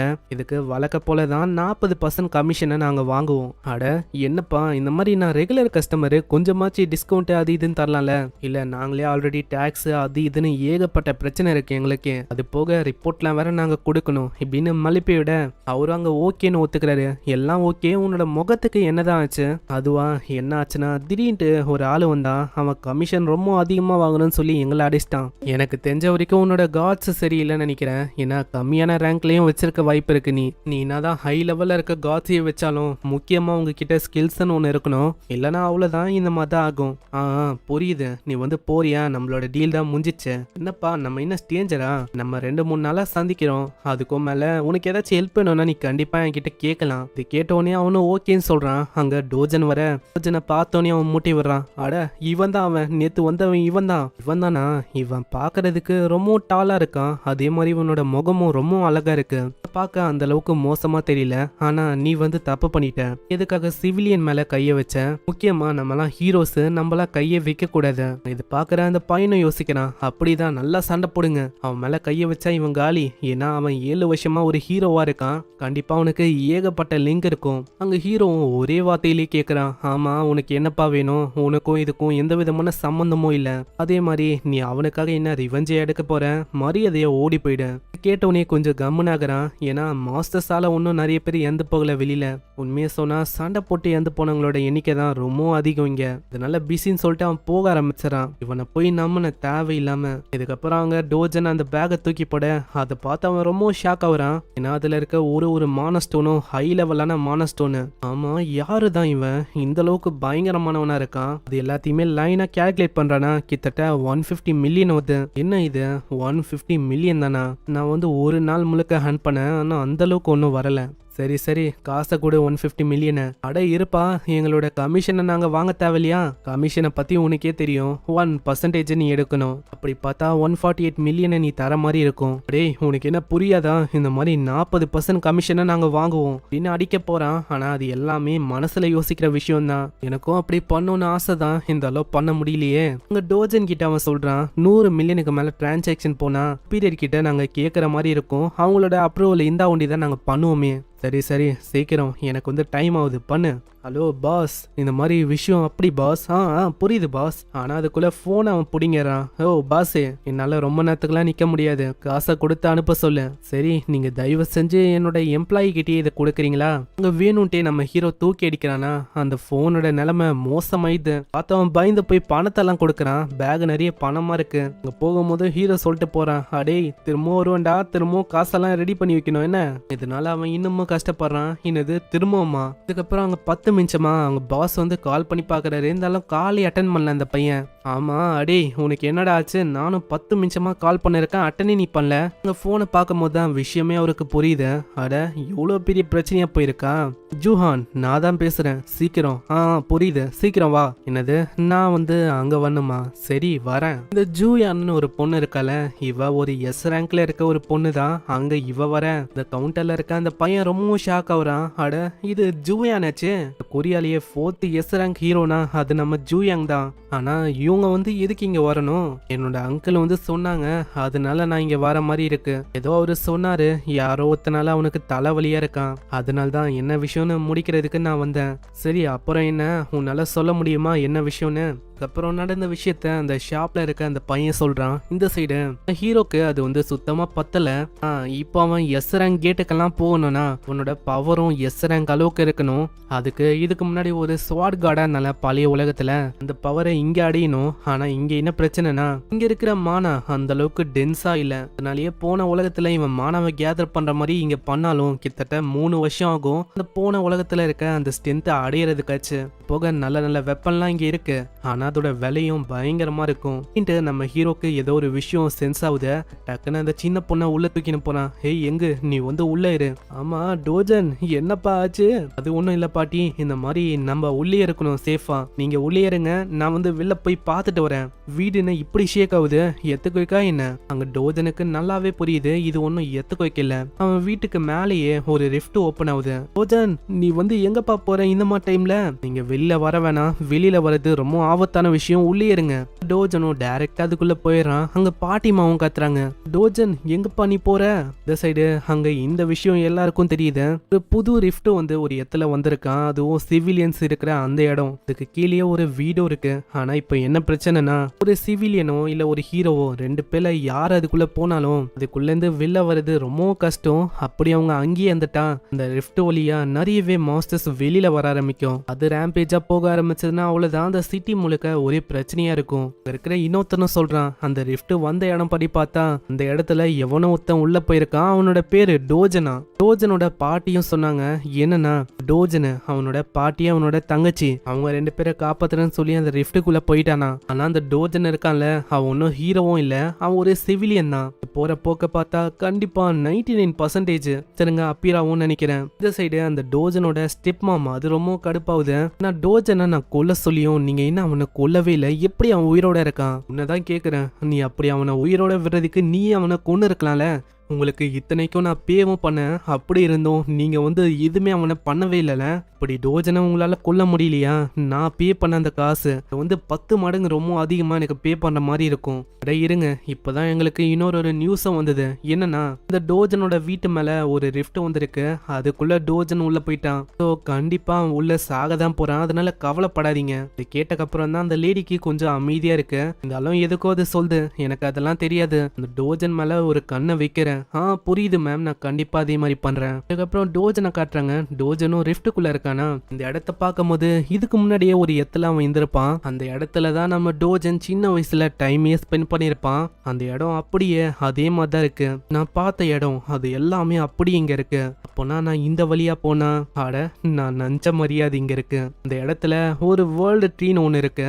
இது ஒரு ஸ்பிரிட் ட்ரீ தான். இதுக்குள்ள ஹைலி பியூரான மானா இருக்கும். என்னோட போன உலகம் அது வந்து எதனால டிஸ்ட்ராய் ஆயிடுச்சுன்னா இந்த மரத்தினால தான். இந்த மரத்தை அவங்க எரிச்சிட்டாங்க. அதனால அந்த மானாவும் ஒண்ணுமே இல்லாம அழிஞ்சு போச்சு. ஆனா இப்போ இந்த உலகத்துல இன்னமும் இந்த ட்ரீ இருக்கு.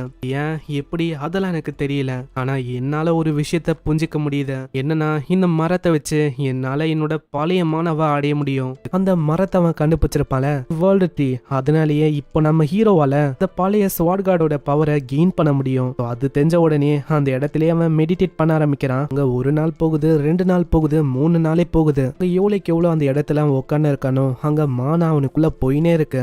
10 நாள் போகுது. அவன் எவ்வளவு போக்கஸா இருக்கானா அங்க சாப்பிடவும் தண்ணியை குடிக்கவும் அவன் மறந்தே வந்துட்டான். அந்த அளவுக்கு பிரீத்திங் மேல ரொம்பவும் போக்கஸா இருக்கான். அந்த 10 நாளுக்கு அப்புறம் தான் உண்மையான பிரச்சனையே ஆரம்பிக்குது. அங்க ஒரு மாஸ்டரும் வந்து அதோட பேரு வல்சினா. இதுங்க ஆக்சுவலா எதுக்கு வந்திருக்குன்னா இங்க இருக்கிற இந்த ட்ரீயை அழிக்கணும்னு சொல்லி தான் வந்திருக்கு. நம்ம டோஜனோட பழைய லைஃப்ல அந்த ட்ரீயை இதுங்க அழிச்சிருக்கும். ஆனா இந்த வாட்டி அப்படி நடக்காது. ஏன்னா நம்ம டோஜன் இங்க இருக்கான். இதுங்களும் அவங்க அட்டாக் பண்றதுக்கு தான் நம்ம ஹீரோ கொஞ்சம் கஷ்டப்படுறான்.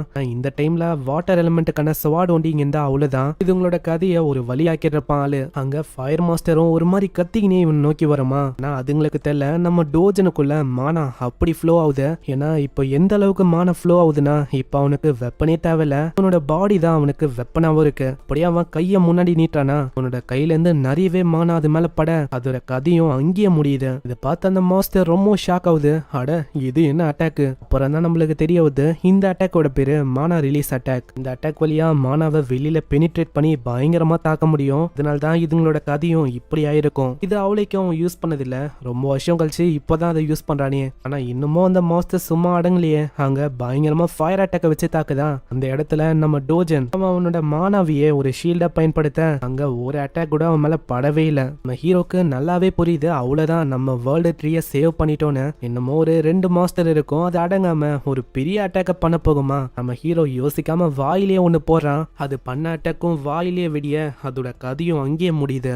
அதுங்க வெடிக்கும் போது அதுக்குள்ள இருந்து ஒரு ரேரான ஸ்டோனும் விழுது. ஆனா நம்ம ஆளுக்கு அங்க ரொம்ப ஜாலியா இருக்கு. ஏன்னா இவங்களை கொல்லும் போது நம்ம ஹீரோக்கு எம்பர்னு ஒரு விஷயம் கிடைக்குது. இதே மாதிரி அங்க இன்னமும் நிறைய மாஸ்டர்ஸ் வர அவனுக்கு இது ஜாக்பாட் மாதிரி இருக்கு. நான் எவ்வளோக்கு எவ்வளோ அவன் கொள்றானோ அதுக்கேற்ற மாதிரி ஸ்டோன்ஸும் விழுது. வித்தியாசமா ஒரு கோல்டு கலர்ல ஒரு காயினும் இருக்கு. அதுதான் இவன் சொன்ன எம்பரு. அதை அவன் எடுக்கிறான். இந்த எம்பர் வழியாவும் நம்ம ஹீரோக்கு பவர் கிடைக்கும். இப்போ நம்ம ஹீரோ கிட்ட 2 ஆப்ஷன் இருக்கு. ஒன்னு இந்த வேர்ல்டு ட்ரீயோட மானாவை அவன் அப்சர்வ் பண்ணணும். அது அவனுக்கு பண்ண பிடிச்சிருக்கு. ஆனா அவனோட பாடியும் அதுக்கேற்ற மாதிரி லிமிட்ல வந்திருக்கா. அதனால இப்போ இந்த எம்பரை தான் அவன் அப்சர்வ் பண்ற மாதிரி இருக்கு. எம்பர்லயும் ஃபயருக்கான ஆட்ரிபியூட் இருக்குமா. அவன் அப்சர்வ் பண்ண அவனுக்குள்ள ஃபயருக்கான ஆட்ரிபியூட் அப்படியே கொழுந்து விட்டு எரியுது. ஆனா இதுக்கு முன்னாடி எல்லாம் நம்ம டோஜன் எந்த அளவுக்கு பவரா இருப்பானா அவனுக்கு இந்த எம்பெல்லாம் ஒன்றும் தேவையே இல்லை. ஆனா இப்போ வந்து அவனுக்கு தேவை. ஏன்னா சும்மா இல்ல. ஏன்னா இவன் பக்கத்துல கொண்டால மாஸ்டர்ஸ. அதனால 1 இல்ல 2 இல்ல கிட்டத்தட்ட 10க்கும் மேல நிறையவே எம்பரும் நிறையவே ஸ்டோன்ஸோட ஜாக்பாட்டே இருக்கு. நிக்ஸின்ல என்னன்னு தெரியல நம்ம டோஜன் வீட்டாண்ட ஒரு ரிஃப்ட் வந்திருக்கும்ல. அங்க மீடியாவா இருக்கு. நிறைய பேரு அதை தான் ரெக்கார்டும் பண்ணிருக்காங்க. அதான் ஏஜென்ட்ஸ் தடுத்தாலும் அங்க மீடியா அடங்காம ரெக்கார்ட் பண்ணிக்கினே தான் இருக்கு. இந்த சைடு சியோங்கோன்னு ஒருத்தனுக்கு அவன் ரொம்ப கடுப்பா இருக்கான். நான் யாரை கேட்டு அந்த டோஜன் அவன் வந்து அதுக்குள்ள போனான். அட என்ன நீங்க அவனோட சின்ன சிஸ்டரை ப்ரொடெக்ட் பண்ணுன்னு சொல்லி தான் அவன் உள்ள போயிருக்கான்னு நினைக்கிறேன். நான் சியோங்க அதை கேட்கவே இல்லை. அவனை யாரு உள்ள போக சொன்னா?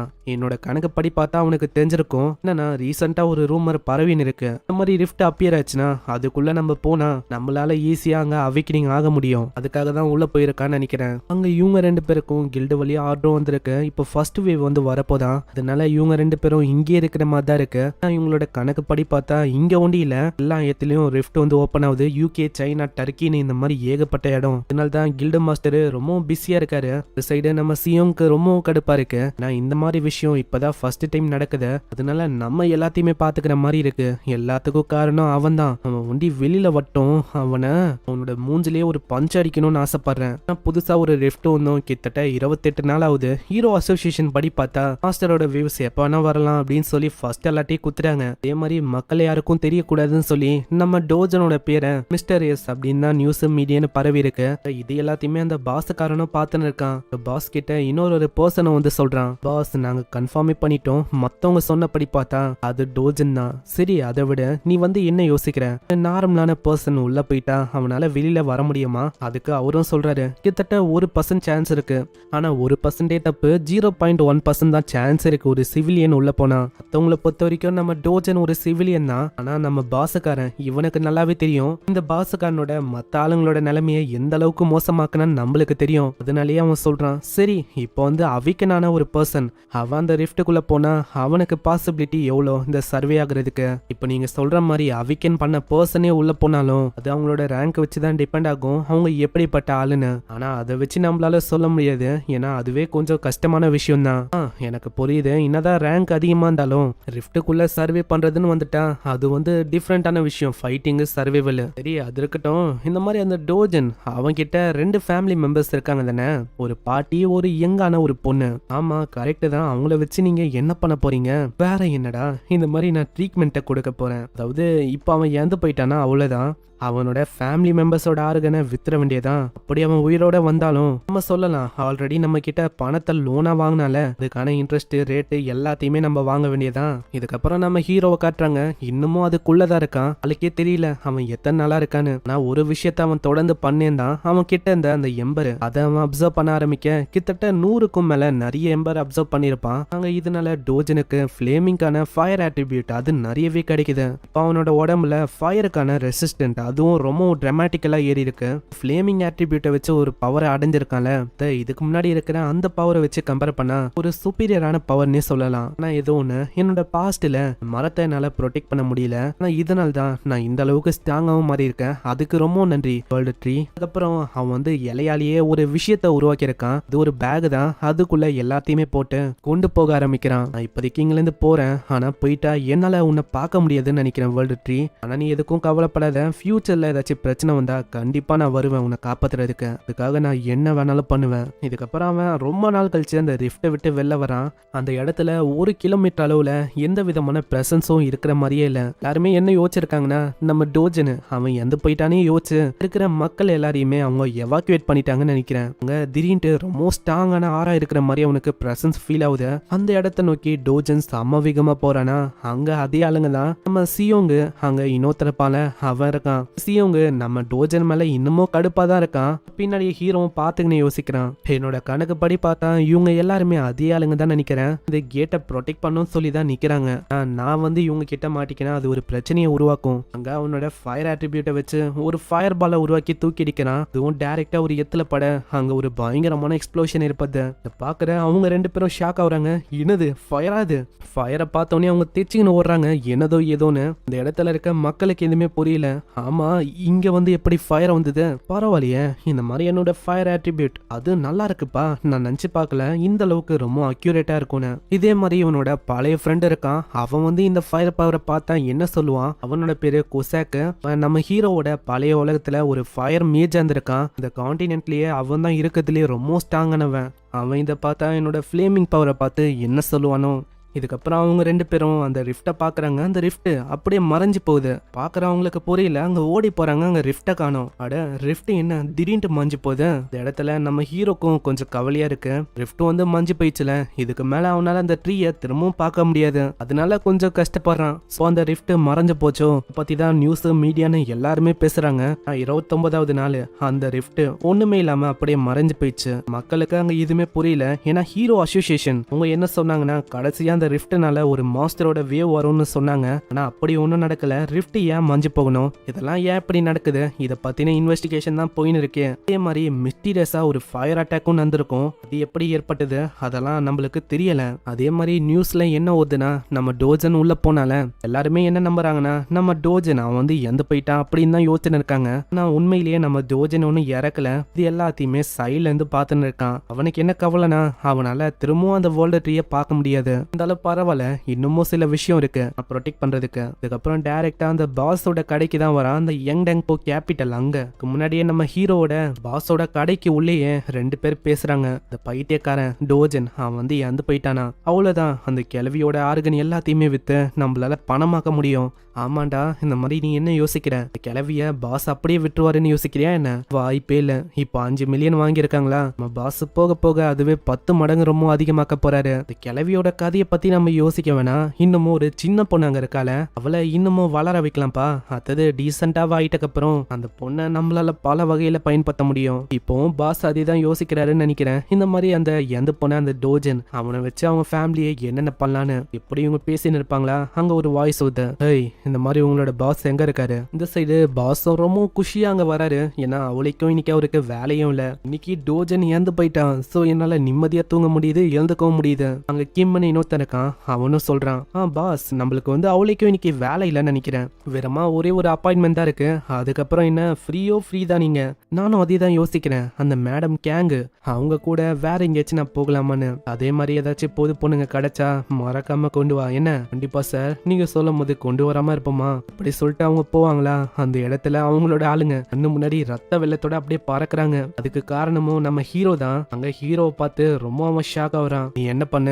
ஒரு நாய் மாதிரி 4 காலால நடந்து வா, நடந்து வந்து கத்தணும். ஆமா உனக்கு என்ன கேட்கலையா என்ன? நான் உன்னை கத்த சொன்னேன். பயத்துல அவன் உனக்கே போயிடுவான் போல.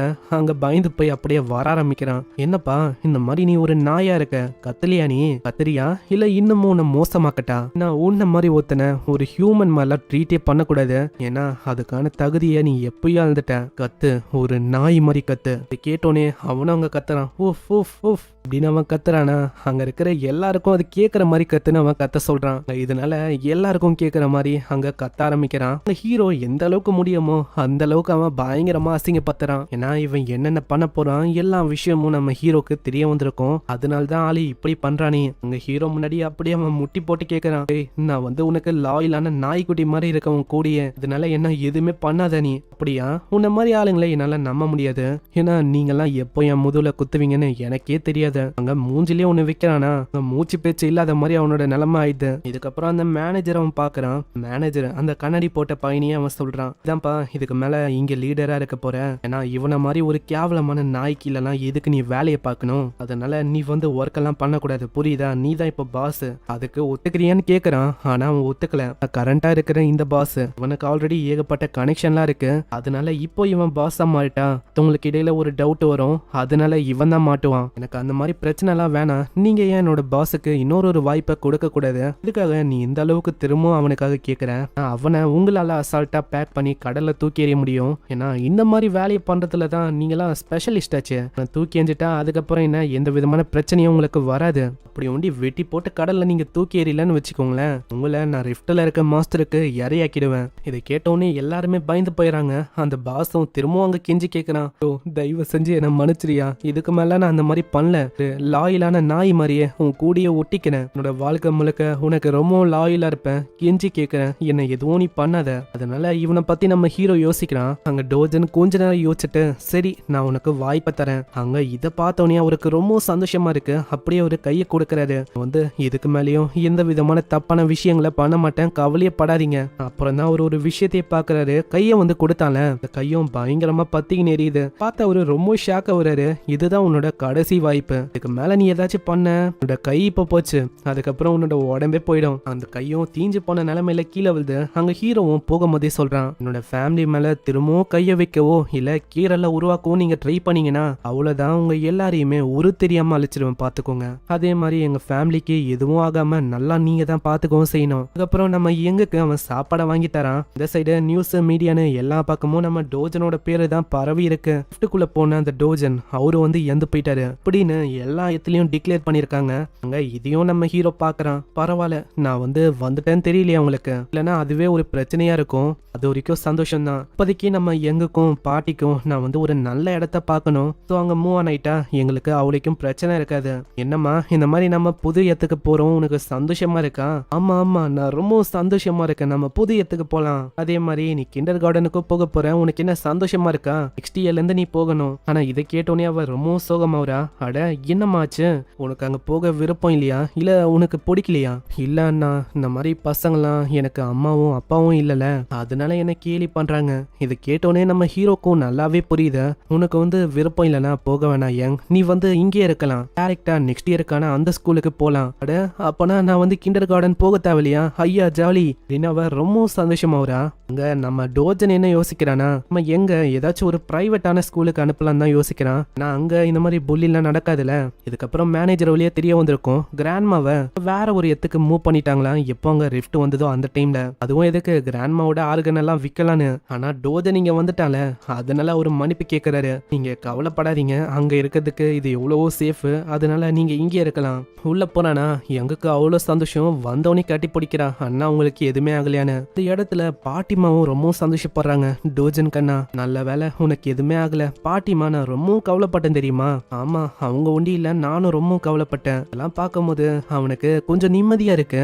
பழைய வாழ்க்கையில டோஜன் இப்படி இருந்தானு கேட்டா இல்ல, இப்போ டோஜனை நினைச்சு கவலைப்படும் போது அவனுக்கு ரொம்ப சந்தோஷமா இருக்கு. ஆமா அண்ணா, நீங்க இப்பவும் ஒரு ஹீரோவா இருக்கீங்களா? என்ன உனக்கு ஹீரோவா இருக்கிற அந்த டோஜன் அவரை தான் பிடிக்குமோ? இல்லவே இல்ல, அவர் எனக்கு சுத்தமா பிடிக்காது. ஏன் தெரியுமா? இந்த ஹீரோஸா இருக்கிறவங்க நிறையவே பயங்கரமான மாஸ்டர்ஸ் கூட சண்டை போடணும், அது ரொம்ப ஆபத்தான விஷயம். அது எனக்கு பிடிக்கல. அதே மாதிரி எனக்கு என்ன ஆசைனா, நீங்க எங்க 2 பேர் கூட ஒன்னா இருக்கணும். அதுவும் ரொம்ப வருஷத்துக்கு உங்களுக்கு எதுவுமே ஆகாம நம்ம ஒன்னா ஃபேமிலியா இருக்கிறதுல தான் உண்மையான சந்தோஷமே இருக்குல்ல. அங்க இதை கேட்டோன்னே ஹீரோ அங்க பழைய விஷயத்த யோசிக்கிறான். அவனோட பழைய உலகத்துல ஹியூமன்ஸ் சர்வே ஆகணும்னா இருக்கிற மாஸ்டர்ஸை கொல்ற மாதிரி இருக்கும். நம்ம ஸ்வாட் காட் டோஜன் அந்த இடத்துல பல வருஷத்துக்கு சண்டை போட்டிருப்பான். அவனுக்கு இந்த விஷயம்லாம் ரொம்ப புதுசா இருக்கு. நம்ம டோஜனுக்கு ஏதோ ஒரு விஷயத்த புதுசா அடைஞ்ச மாதிரிலாம் ஃபீல் ஆகுது. அதே மாதிரி டோஜனும் கொஞ்சம் மாறி இருக்கான். இப்ப நம்ம டோஜன் சண்டையெல்லாம் விட்டு அவனோட பாட்டி தங்கச்சி இவங்க 2 பேரையும் ப்ரொடெக்ட் பண்றதுக்கு பாக்குறான். இதுக்கப்புறம் ஹீரோ அசோசியேஷன்ல ஒரு 2 பேரு ஒருத்தர் சொல்றாரு, ஆமா அந்த ரிஃப்ட் பத்தி என்ன உங்களுக்கு தெரிய வந்தது?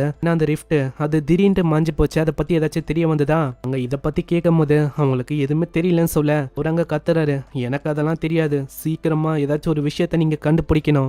நம்மளுக்கு மக்களோட சேஃப்டி ரொம்ப முக்கியம். இவர் இருக்காருல்ல, இவரோட பேரு வாங்கு. ஒரு ஹீரோக்கு இடையிலயும் மக்கள் இடையிலயும் ஒரு பெரிய ரெஸ்பெக்டே இருக்கு. அந்த மாதிரி ஒரு ஆளு கிட்டத்தட்ட ஒரு பிரசிடென்ட் எலெக்ஷன்ல நின்னா கூட இவரு பிரசிடென்டா கூட மாற முடியும். அப்படிப்பட்ட ஒரு நம்ம வாங்கு. நான் அவருக்கு ஒன்னும் பிரசிடென்டா மாறதுலயும் இல்ல ரிச் ஆவதுலயும் இன்ட்ரெஸ்ட் இல்ல. மக்கள் எல்லாரையுமே சேஃபா வச்சுக்கணும், ப்ரொடெக்ட் பண்ணணும். அதுக்காக தான் அவங்க பாக்குறாங்களே. அப்புறம் அந்த ரிஃப்ட் அப்பியர் ஆயிருக்கும்ல, அந்த இடத்துல இருக்க அந்த இடத்த அவங்க வாங்கிட்டாங்க. யார் யாரு அந்த இடத்துல இருந்தாங்களோ அதுக்கு மார்க்கெட் பிரைஸை விடவும் ரொம்ப அதிகமா காசை குத்துருக்காங்க.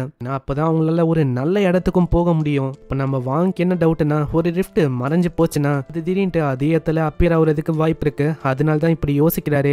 இதுக்கப்புறம் அவர் ரிப்போர்ட் எல்லாம் எடுத்து காட்டுறான். இப்போ நிறைய இடத்துல ரிஃப்ட் எல்லாம் ஓப்பன் ஆயிருக்கு. அதனாலயே எல்லாருமே அதை மேனேஜ் பண்றதுலயே ரொம்ப பிஸியா இருக்காங்களா. முக்கியமா அந்த யூகே அந்த இடம் இருக்குல்ல, அங்க ரிஃப்டோட வேவ்ஸை அவங்களால தடுக்க முடியல. அந்த இடம் தரமட்டமாயிச்சான். ஹீரோவும் இதுக்கு முன்னாடி மானா ஸ்டோன் எல்லாம் குத்துருப்பான்ல ஒரு கடையில, அந்த இடத்துக்கு தான் இந்த வாட்டியும் மானா ஸ்டோன்ஸை எக்ஸ்சேஞ்ச் பண்ணலான்னு போறானா. அந்த இடத்துக்கு தான் நம்ம டோஜன் போறான். நம்ம டோஜனை பார்த்தோன்னே அந்த பையன் ரொம்ப பயந்து போயிடறான். பக்கத்துல தான் அந்த கடையோட மேனேஜரும் இருக்காரு. அவன் பயப்படுறத வச்சு தெரியுது இவன் தான் இதுக்கு முன்னாடியே அந்த வேலையை பண்ணிருக்கானு. ஓய், இந்த மாதிரி நீ தானே அது? அவனை வறுப்பத்தி மானா ஸ்டோன்ஸை வாங்குறது நல்ல டைமிங் பா மேனேஜரு. ஏன்னா நான் எதிர்பார்க்கல, நல்ல வேலை நீ இருக்கியே. இந்த வாட்டி என்கிட்ட நிறையவே மானா ஸ்டோன்ஸ் இருக்கு, அதுவும் யாராச்சும் ஹை ரேங்கிங்கான ஆளுங்க ஹேண்டில் பண்ணா நல்லா இருக்கும்னு நினைச்சேன். பரவாயில்ல நீ இருக்க. அங்க பேக தூக்கி எறிறானா. அந்த பேகை பார்த்து மேனேஜர் இப்பவும் என்ன யோசிக்கிறாருன்னா, அந்த பேக்குள்ள இப்பவும் ஒரு லோ கிரேட்ல இருக்க ஒரு ஸ்டோன் தான் இருக்கும் அப்படின்னு அவர் யோசிக்கிறாரு. அதனால அவரு யோசிக்காம சொல்லிடுறாரு, தம்பி எனக்கு உன் கூட பிசினஸ் பண்ணணும்னு ஆசையே இல்ல. என்னது, நீங்க உண்மையிலேயே அப்படிதான் சொல்றீங்களா? ஆமா, உனக்கு என்ன புரியலையா?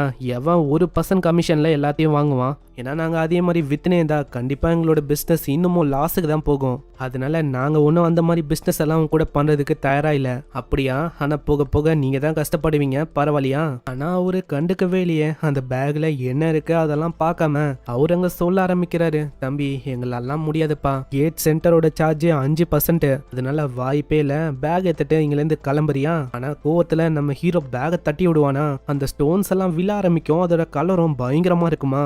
அதை பார்த்து அவங்க 2 பேரும் ஆடி போறாங்க. ஏன்னா இவங்க 2 பேருக்கும் இந்த ஸ்டோனோட வேல்யூ நல்லாவே தெரியும். அதுக்கும் நடுவுல ஒரு ஹீரோ ஸ்டோன் இருக்குமா, அதை பார்த்து அவங்க வியந்து போறாங்க. ஏன்னா அந்த ஹீரோ ஸ்டோன் இருக்குல்ல, அது ரொம்ப ரேரு. என்னப்பா இந்த மாதிரி இப்பயாச்சும் ஒத்துக்கிறீங்களா, இல்ல நான் கிளம்பட்டா?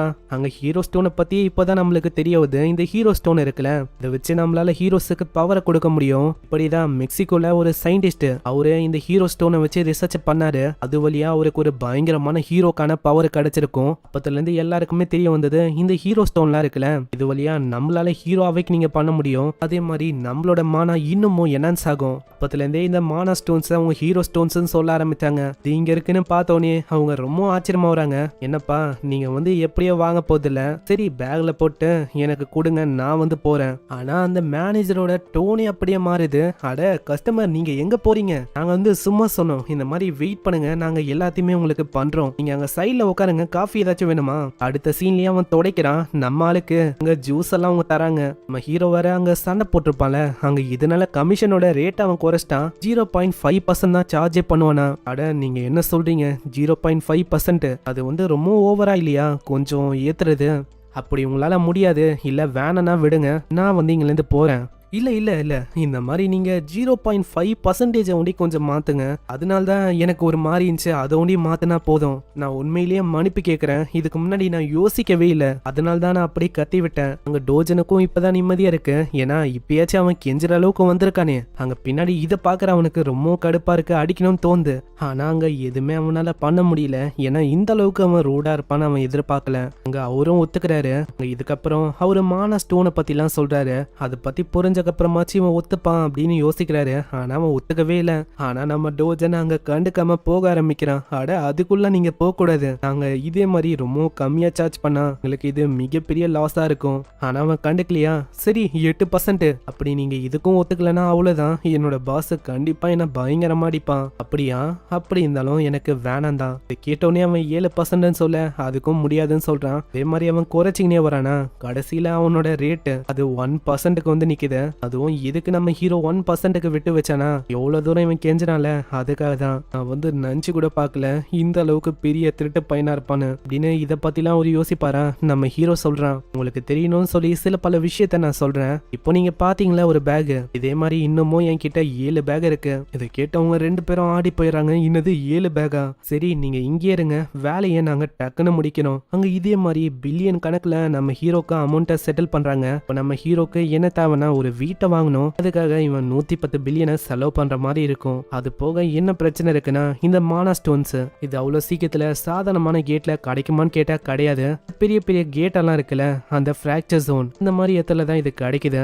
அதே மாதிரி நான் ஏதாச்சும் வழியை கண்டுபிடிக்கணும்னு நினைக்கிறேன், ஏன்னா அப்பதான் அந்த ஜோனுக்குள்ளலாம் என்னால ஈஸியா போயிட்டு வர முடியும். திடீர்னு நம்ம ஹீரோக்கு ஒரு மெசேஜும் வருது. அது என்னன்னா, யூகேல ஒரு வேவ் அப்பியர் ஆயிருக்கு. இதுக்கு முன்னாடியே நம்ம பார்த்திருப்போம்ல, அதே விஷயம் தான் இப்பதான் நம்ம ஹீரோக்கே தெரிய வருது.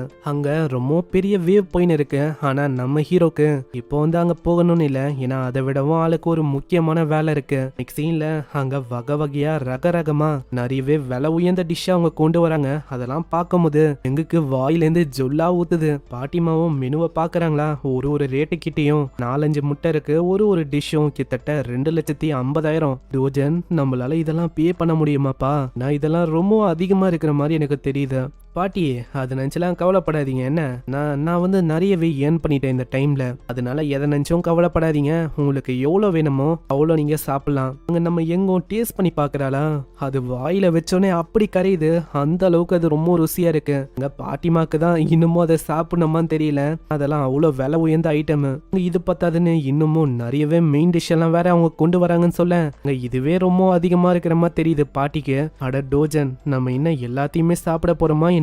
பாட்டி நீங்க வந்து கவலைப்படாதீங்க, அதான் நான் சொல்லிட்டேன்ல, எந்த விதமான பிரச்சனையும் இல்ல, வெறுமா சாப்பிடுங்க, உங்களுக்கு எவ்வளவு வேணுமோ அவ்வளவு சாப்பிடலாம். பாட்டிக்கு இதெல்லாம் ஃபர்ஸ்ட் டைம் தான் இந்த மாதிரி ஒரு பெரிய ரெஸ்டாரண்ட்டுக்கு வரது, அதனால யோசிப்பாங்களா, அங்க எங்க நீட்ரா பாட்டிமா இத சாப்பிடுங்க, இது வந்து ரொம்ப வேற லெவல்ல இருக்கு, கொஞ்சோன்னு ட்ரை பண்ண மாட்டீங்களா எனக்காக?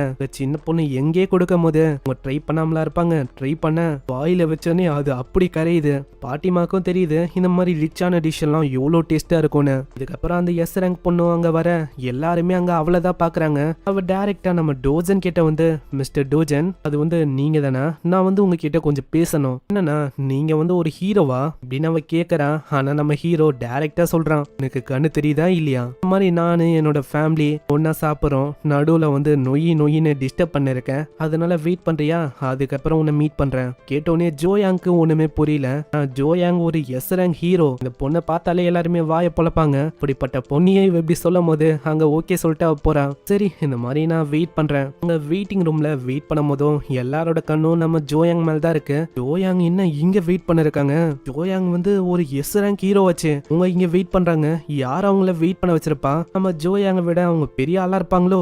அங்க ஜோயாங்கும் டோஜனை பத்தி தான் யோசிக்கிறாங்க. அந்த டோஜன் அவன் 2 மாசத்துக்கு முன்னாடி அந்த கேட்டுக்குள்ள போனா அவன் எந்த போயிட்டான் அப்படின்னு தான் எல்லாருமே யோசிச்சாங்க. ஆனா அவனை பார்க்கும் போது எனக்கு அப்படி தெரியல, அவன் எல்லாரோட கண்ணு முன்னாடி தான் இருக்கான். அதுக்கும் மேல எனக்கு என்ன டவுட்னா அவனுக்கு ஏதோ ஒரு வகையில அவேக்கனிங் நடந்திருக்குன்னு நினைக்கிறேன். ஏன்னா அவன் பேசின அந்த டோனு, அவன் சொன்ன அந்த வார்த்தை, அதுல எனக்கு தெரியுது கண்டிப்பா அவன் ஏதோ ஒன்று அவேக்கன் பண்ணியிருக்கான். கண்டிப்பா அது எஸ் ரேங்க் வருமான்னு கேட்டா கிடையாது, அதை விடவும் கம்மியா இருக்கலாம் ரேங்க் இப்படின்னு அவன் யோசிக்கிறான். ஏன்னா கேப் மோருன்னு ஒரு பர்சனு அவனும் இதே மாதிரி தான் மானா ஸ்டோனை வச்சு அவைக்கனானா கிட்டத்தட்ட 5 வருஷம் வச்சு அதுக்கப்புறம் தான் அவன் எஸ் ரேங்கே அடைஞ்சான். அது படி பார்த்தா டோஜன் எஸ் ரேங்கா இல்ல, வாய்ப்பே இல்ல. ஆனா ஏதோ ஒரு விஷயம் அவனுக்குள்ள இருக்கு. கண்டிப்பா ஏதாச்சும் ஒரு ஸ்பெஷலான எபிலிட்டியா கூட இருக்கலாம். அதுக்கப்புறம் அவங்க நிம்மதியா சாப்பிட்டு முடிச்சிட்டு வருவாங்களா, அந்த இடத்துல ஜூயாங் வரான். ஆனா அதுக்கு முன்னாடி இன்னொரு பர்சன் முன்னாடியே வரான். அவனோட பேரு கேங்கு. என்ன டோஜன், பார்த்தே ரொம்ப நாளாச்சு. நான் கேள்விப்பட்டேன் ஏதோ ஒரு வகையில கேட்டுக்குள்ள இருந்து நீ தப்பிச்சிட்டியாமே. இந்த பையன் இருக்கான, இவனோட பேரு கேங்கு. இன்கார்னேஷன் ஆகுறதுக்கு முன்னாடி ஒரு டோஜன் இருந்திருப்பான்ல, அவன் கேட்டுக்குள்ள மாற்றுறதுக்கு காரணமே இவன் தான். என்னப்பா இந்த மாதிரி நான் கேள்விப்பட்டேன், நீ பவரை அடைஞ்சிட்டேன்னு. நான் அதுக்குன்னு நீ ரொம்பவும் துள்ளக்கூடாது, உனக்கு புரியுதா? அங்க ஜூயாங்கும் கேங்க உனக்கு தெரியுமா அப்படின்னு பின்னாடியே கேக்குறா. கேங்க எப்படி தெரியும்? இப்போதைக்கே நான் சொல்றதை பண்ண, நான் உன் கூட பேசுறேன். ஃபர்ஸ்ட் என்னோட ஃபேமிலிக்கு ஒரு டாக்ஸியை பிடிச்சி அனுப்பி வர்றியா? இதுக்கு நம்ம ஜூயாங் ஒத்துக்கிறா. அங்க ஹீரோவும் சொல்றான், ஏன்னா எனக்கு ஒரு முடிக்கப்படாத ஒரு வேலை இருக்கு, அதை நான் முடிக்கணும் இல்லையா அப்படின்னு நம்ம கேங் கூட அவன் சண்டை போட ரெடி ஆகுறான். ஜூயாங் அவங்க ஃபேமிலிய ஒரு கேப்ல ஏத்தி விடுறாங்க. இன்னமும் நம்ம ஹீரோவை நினைச்சு கவலையா இருக்கு. ஆனா யூயாங் சொல்றான், நீங்க அதை பத்திலாம் கவலைப்படாதீங்க, இந்த மாதிரி எதுவும் ஆகாது, நானும் கூட இருக்கேன்ல. அந்த காரங்கள்ல இருந்து மூவ் ஆன அத்த செகண்டே ஒரு பயங்கரமான அடியோட சவுண்ட் கேக்குது. அதை பண்ணது நம்ம டோஜன் தான். அவன் அடிச்ச அடியில அவனோட முகமே ஒரு மாதிரி சவந்து போயிடுது. டேய் உன்ன இப்படின்னு அவன் சண்டை போடலான்னு வருவான். அதுக்குள்ள பின்னாடியே ஒரு பொண்ணு சொல்றான், இது ரெஸ்டாரண்ட், நீங்க இங்க சண்டை போடக்கூடாது, மரியாதையா போடி. அந்த பொண்ணு அடிக்கிறானா, அந்த பொண்ணு அப்படியே பின்னாடி போய் விழுறான். அங்க டோஜனும் கத்தி சொல்றான், இங்க இருக்கிற எல்லாருமே உங்களுக்கு அடிப்படக்கூடாதுன்னா நீங்க சைடா ஒதுங்கணும், இல்லைன்னா ரொம்பவும் கஷ்டம். அப்போனா என்ன தைரியம் இருக்கும் உனக்கு இந்த மாதிரி நீ என்ன அடிக்கணும் அப்படின்னு யோசிக்கிறியா? நீ இன்னைக்கு செத்த இப்படின்னு சொல்லி தாக்கலான்னு வரான். நான் கண்ணை மூடி திறக்கிறதுக்குள்ள டோஜன் ஒரு அடி அடிக்க உன்னோட மூஞ்ச புச்சின்னு உட்காந்துறான். என்ன கேங், என்ன ஆச்சு? நீ தானே அவன் என்ன கேட்டுக்குள்ள அடைச்சு அப்படியே சாக சொல்லி போனவன், அது நீ தானே கேங்கு? அதனால தான் நான் உன் கூட நிறையவே பேச விரும்பினேன் தெரியுமா? உனக்கு தெரியாது இதெல்லாம் யாரு பண்ணானு. இது எல்லாத்துக்குமே காரணம் உன்னோட பைத்தியக்கார ஸ்டெப் மாம். அவங்க தான் அப்படி பண்ண சொன்னாங்க. ஒரு குப்பை மாதிரி இருக்கிற மகனை மொத்தமா முடிக்கணும் அப்படின்னு சொன்னாங்க. அதனால தான் தூக்கி கொண்டு போய் உன்னை போட்டனே. டோஜனும் யோசிக்கிறான், பரவாயில்ல நான் எதுவுமே பண்ணாம உண்மைது, நான் யோசிச்சு பார்க்கல இவன் இந்த அளவுக்கு முட்டாளா இருப்பானு. இந்த இடத்துல அவன் சொன்ன விஷயத்த அவன் திரும்பவும் சொல்றான். அப்போதானே ரெக்கார்ட் பண்ண முடியும். ஆனா கேங்கு அதெல்லாம் கேட்காம அவனோட ஃபிஸ்ட்ல நிறையவே பவரை கேதர் பண்ணுவானா. நம்ம ஹீரோ கேட்டிருப்பான்ல, அதுக்கு கத்திக்கினே வரான். இது எல்லாத்துக்குமே உன்னோட பைத்தியக்கார அம்மா தான். ஆனா டோஜன் என்ன பிரயோஜனம், உனக்கு தெரிஞ்சோ உன்னால எதுவுமே பண்ண முடியாது, ஏன்னா நீ சாக போற. அந்த இடத்துல செம்ம பவரோட பயங்கர வேகமா உன்னோட ஃபிஸ்ட கொண்டு தாக்குறான். ஆனா நம்ம டோஜன் முன்னாடி அங்க எதுவுமே ஆகல. ஏன்னா டோஜனோட பவர் அந்த அளவுக்கு ஃப்ளோ ஆகுது. டோஜன் சும்மா தான் அவனோட பவரை காட்டுறான். இதனால அப்படியே அவனோட பவர் ஒண்ணுமே இல்லாம இது பாக்குற கேங்கால எதையுமே நம்ப முடியல. கேங்கே பல மடங்கு ஸ்டாங்கு. என்ன இது, என்னோட பஞ்சு அது என்ன டிஃப்ளெக்ட் ஆயிடுச்சா? இல்ல இந்த மாதிரி என்னோட பஞ்சு ரொம்ப ஸ்ட்ராங் ஆச்சு. நம்ம டோஜன் திரும்ப அவனோட பவரை பயன்படுத்துறானா, அங்க கேங் எங்கேயோ போய் விழுறான். கேங்க இன்னமும் விட்டு வைக்கல, கிட்ட போய் அங்க பயங்கரமா தாக்க ஆரம்பிக்கிறான். கையில அந்த வீடர் பொண்ணுக்கு இதெல்லாம் பார்க்கும்போது பயமாயிது. ஏன்னா போக போக என்ன ஆகுமோ, அதனால போலீஸுக்கு கால் பண்ணலான்னு போறான். ஆனா அதுக்குள்ள போனை யாரோ ஒருத்தங்க வாங்குறாங்க. இல்ல நீங்க அப்படி பண்ணக்கூடாது, இந்த மாதிரி நான் இருக்கும்போது நீங்க ஏன் கவலை பண்ணும், எல்லாத்தையுமே நான் ஹேண்டில் பண்ணிக்கிறேன். ஜோயாங்க பார்த்ததுக்கு அப்புறம் தான் அவங்களுக்கு நிம்மதியே. ரொம்ப நன்றிமா. இந்த சைடு அங்க ஹீரோ தாக்க ஆரம்பிச்சிருப்பான்ல, அங்க நிக்கவே இல்ல, மூஞ்சில குத்துன்னு குத்தி அப்படியே அவனோட நிலைமைய மோசமாக்குறான். கேங் இருக்கான, அவன் ஒரு பி ரேங்க் ஹீரோ. கேங்கே நம்ம டோஜனால இந்த அளவுக்கு பயங்கரமா தாக்க முடியுதுன்னா கண்டிப்பா அவனோட ரேங்க் பிக்கும் மேல இருக்கும், இல்ல அதுக்கும் மேல கூட இருக்கலாம். ஏ ரேங்கால இந்த மாதிரிலாம் பயங்கரமா அடிக்க முடியாது. அங்க திரும்ப அவன் தாக்கலான்னு போறான். அதுக்குள்ள ஒரு குரல் வருது, டோஜன் நில்லு, ஏன்னா நீ இதே மாதிரி தாக்குனா அவன் எந்தே போயிடுவான்ப்பா. அங்க டோஜனுக்கும் புரியுது இதே மாதிரி அடிச்சுக்கினே இருந்தா செத்து போயிடுவான்னு. இதனால அப்படியே விட்டுறான். டோஜன் உனக்கு கேங்க பத்தி எவ்வளவு தெரியும்? கேங்க பத்தி எனக்கு நல்லாவே தெரியும். அப்போ என்ன பிரச்சனை உனக்கு? அது இல்ல, அவன் கூட இன்னொருத்தன் இருக்கான், கேங்கோட கசனு. அவன் தான் எஸ் ரேங்கோட ஹீரோவா இருக்கிறான். அவனோட பேரு கேங் எங் பியோ. அவன் ஒரு எஸ் ரேங்க் ஹீரோன்னு உனக்கு தெரியுமா? அவனுக்கும் இவன் கூட லிங்க் இருக்கு, அது எனக்கு நல்லாவே தெரியும். அதுல ஏதாச்சும் பிரச்சனையா உனக்கு? என்னது, கேங்கோட கசன் தான் எஸ் ரேங்க்னு தெரிஞ்சோம், இவனுக்கு பிரச்சனை இல்லையா? அங்க அவன் பயப்படவே இல்லையே. இந்த மாதிரி எனக்கு நல்லாவே தெரியும், அவன் எஸ் ரேங்கா இருந்தா என்ன இல்லனா என்ன, என்னால அவனை பாத்துக்க முடியும். அதே மாதிரி நீ அந்த அந்த லேடி கிட்ட ஏதோ சொன்னேன், இந்த மாதிரி நான் பாத்துக்கிறேன்னு. அப்பனா இதை நீ தான் பாத்துக்க போறியும். அந்த லேடியும் இதெல்லாம் பார்த்துட்டு ஒரு சைடா அழுதுன்னு இருக்கு. அதுக்கும் ஒரு காரணம் இருக்கு. நான் வந்ததுக்கு காரணமே என்னோட அங்கிள் வந்து கேட்டாரு இந்த மாதிரி இதை ஹேண்டில் பண்ணோன்னு. அதுக்காக தான் நான் இங்க வந்தனே. நீ ரீசெண்டா ஸ்டோன்ஸ் எல்லாம் வித்தல ஒரு கடையில, அவங்க கிட்ட நீ கொடுக்காம டைரக்டா நீ எனக்கே கொடுத்தா நல்லா இருக்கும், நான் உனக்கு பே பண்றேன். சரி, அப்பனா உன்னால எவ்வளவு பே பண்ண முடியும்? உனக்கு எவ்வளவு தேவையோ என்னால அவ்வளவு பே பண்ண முடியும். நான் ஒரு எஸ்ரங் ஹீரோ பத்தி சொன்னா அவங்க கிட்ட பணம்லாம் சும்மா கொட்டி கிடக்கும். அதனால நீ யோசிக்கவே தேவையில்ல. எல்லாமே ஓகே தான், ஆனா இதுக்கும் ஒரு கண்டிஷன் இருக்கு. பரவாயில்லையா? என்ன கண்டிஷனு? ஒன்னும் இல்லப்பா, எனக்காக நீ ஒரு ஃபேவரை பண்ணணும். நெக்ஸ்ட் சீன்ல வேற ஒரு இடத்துல பாட்டலா யாரோ ஒருத்தவங்க உடைக்கிறாங்க. அதுக்கப்புறம் தான் நம்மளுக்கு தெரியுது, அட அந்த பைத்தியக்காரம்மா. என்னது, இன்னமும் அவன் சாகலையா? எப்படி அவன் இன்னமும் சாகல? அந்த ரிஃப்டுக்குள்ள அவன் போனாதானே? அவன் போலியா என்ன? அட என்ன மன்னிச்சிருங்க மேம், எனக்கு கிடைச்ச அந்த இன்ஃபர்மேஷனை தான் உங்களுக்கும் நான் கொடுத்தேன். இந்த ஹீரோ அசோசியேஷன் அவங்க தான் சொன்னாங்க அவன் வந்து இறந்து போயிட்டான்னு. அதை நான் உங்க கிட்ட சொன்னேன். அதுக்கப்புறம் எனக்கு தெரிய வந்தது அவன் உயிரோட இருக்கான்னு. பைத்தியம், உன்னை என்ன நான் கேட்டேனா? நான் என்ன சொன்னேன்னா அவனை மொத்தமா முடிக்கணும்னு சொன்னேன். ஆனா கவலைப்படாதீங்க, அதுக்கு என் கிட்ட ஒரு வழி இருக்கு. அங்கன்னு ஒரு ஏறாங்கால நம்ம டோஜன் பயங்கரமா அடிச்சிருக்கான். என்னது, டோஜன் அவன மாதிரி ஒருத்தனை அடிச்சிருக்கானா? அதனால அவ இன்னமும் பயந்து போறான். ஏன்னா இந்த விஷயம் இது ஒன்றே மீடியா கிட்ட போச்சுன்னா அவ்வளவுதான், எங்களோட ஸ்டாக்கோட பிரைஸ் எல்லாமே அப்படியே டவுன் ஆகும். என்னோட ஹஸ்பண்ட் கூட எனக்கு பிரச்சனை இல்லை, இந்த மீடியா தான் எனக்கு பிரச்சனையா இருக்கு. அதனால நம்ம எப்படியாச்சும் இதை ஸ்டாப் பண்ணணும். அதான் மேடம் இந்த மாதிரி நாங்க ஒரு சொல்யூஷனை வச்சிருக்கோம். என்னன்னா அந்த கேங் இருக்கான்ல, அந்த கேங்க்கு ஒரு பிரதர் இருக்கான். அவனோட பேரு கேங் யங் பியோ. அந்த பியோ வந்து ஒரு எஸ்ரங் ஹீரோ. அவன் கூட நம்ம கேங்கு அவன் லிங்க்ல இருக்கனால தான் இது வரைக்கும் நம்ம கேங் மேல யாருமே கைய வைக்கல.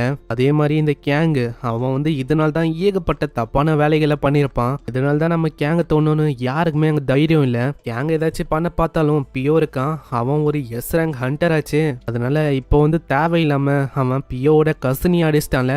அதனால நம்ம பியோ கிட்ட ஹெல்ப் கேட்டா வேலையை முடிக்க முடியும். அப்படியா, நல்ல ஐடியாவா தான் இருக்கு. என்ன பண்ணு, இந்த எஸ்ரங் ஹண்டர் கூட ஒரு மீட்டிங் போடு.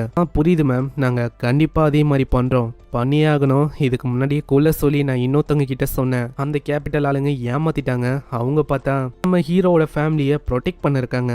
அதனால இதுக்கு மேலேயும் அந்த டோஜனை உயிரோட விடக்கூடாது. அதுக்கப்புறம் சில பல ஏரங் ஹண்டர்ஸ் ஒரு ரிஃப்டுக்குள்ள போறாங்க.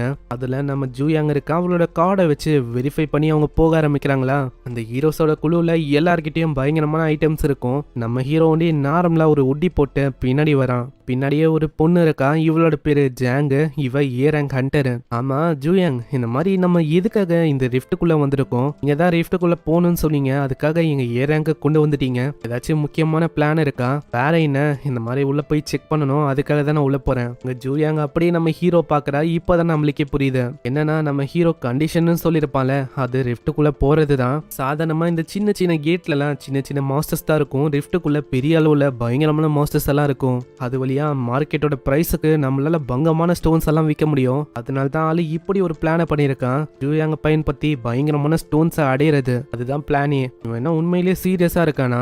இது ரொம்ப பயங்கரமான ஒரு ரிஃப்ட். அதுக்கும் மேல ஒரு மாஸ்டரும் ரொம்ப பயங்கரமா இருக்கும். ஆனா அவன் என்ன சொன்னானா, எனக்கு வெறும் ஹீரோ ஸ்டோன் தான் தேவை அப்படின்னு சொல்லிட்டு தான் வரானே. அதுக்கப்புறம் அவங்க உள்ள போறாங்களா, அங்க ஜாங் வந்து கேட்டுக்கினே இருக்கான். ஜூயாங் பின்னாடி வர அந்த பையன் அவன் வந்து யாரு? எனக்கு தெரிஞ்ச ஒருத்தன், அவ்வளவுதான். அது தெரிஞ்ச ஒருத்தனா? அப்போனா என்ன பாய் ஃப்ரெண்டா இல்ல அதுக்கும் மேலேயா? இல்ல இந்த மாதிரி அப்படிலாம் ஒன்றும் விஷயம் இல்ல. இப்படி இவங்க இதை பத்திலாம் பேச அவ ஒரு கட்டத்துல உண்மையே சொல்லிடுறா. அவனுக்கு நான் ஒரு ஃபேவரை பண்ணணும், அதுக்காக தான் நான் இங்க கொண்டு வந்தனே அவனை. என்னது ஃபேவரா? அதுவும் எஸ்ரங் ஹண்டரா இருக்கிற நீங்க, உங்களை மாதிரி ஒருத்தங்க என்ன ஃபேவர் அவனுக்கு பண்ணணும்? என்ன புரியாம அவங்க யோசிச்சுனே போறாங்க.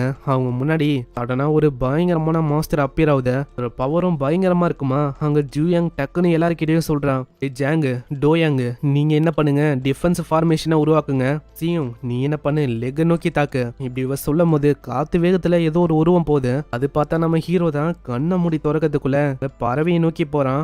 டோஜன்னு அவ கத்துறான். இதை பாக்குற அவங்களால எதையுமே நம்ப முடியல. அட என்ன இவன் பைத்தியம் ஆயிட்டானா? அவ்வளவு பெரிய மாஸ்டர் இவன் தனியா தோக்கடிக்க போறானா அப்படின்னு ஏறாங்காலுங்க ஜோயாங்கு எல்லாருமே ஷாக் ஆகுறாங்க. இப்போதான் நம்ம கேட்டுக்குள்ள வந்தோம், அதுக்குள்ள எவ்வளவு பெரிய மாஸ்டரு அதுக்குள்ள இவன் என்னன்னா குதிச்சிட்டான். இங்க என்னதான் ஆகுது, இப்பதான் அங்க என்ன ஆச்சுன்னு சொல்றாங்க.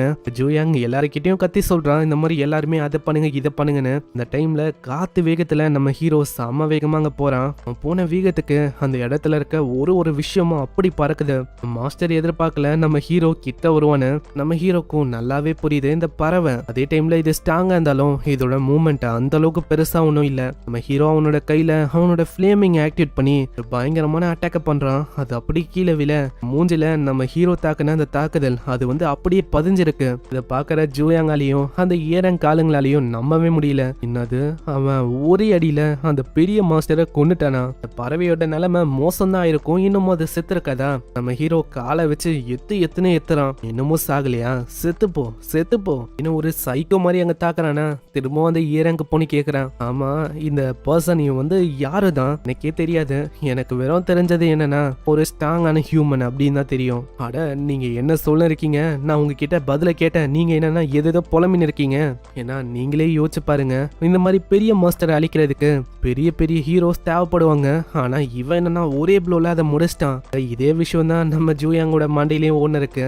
ஜூயாங்கும் நம்ம ஹீரோவோட ஐடென்டிட்டியை பத்தி தான் யோசிக்கிறான். நம்ம டோஜனோட உண்மையான ஐடென்டிட்டி அது என்னதான்? அதனால அவ டோஜனை நோக்கி வரா. அங்க டோஜனும் அப்படியே வெட்டி எடுக்கும் போதே சொல்றான், ஏய், இதெல்லாம் பங்கு கேட்கணும்னு வரக்கூடாது. ஏன்னா இது எனக்கு சொந்தமான விஷயம், புரியுதா?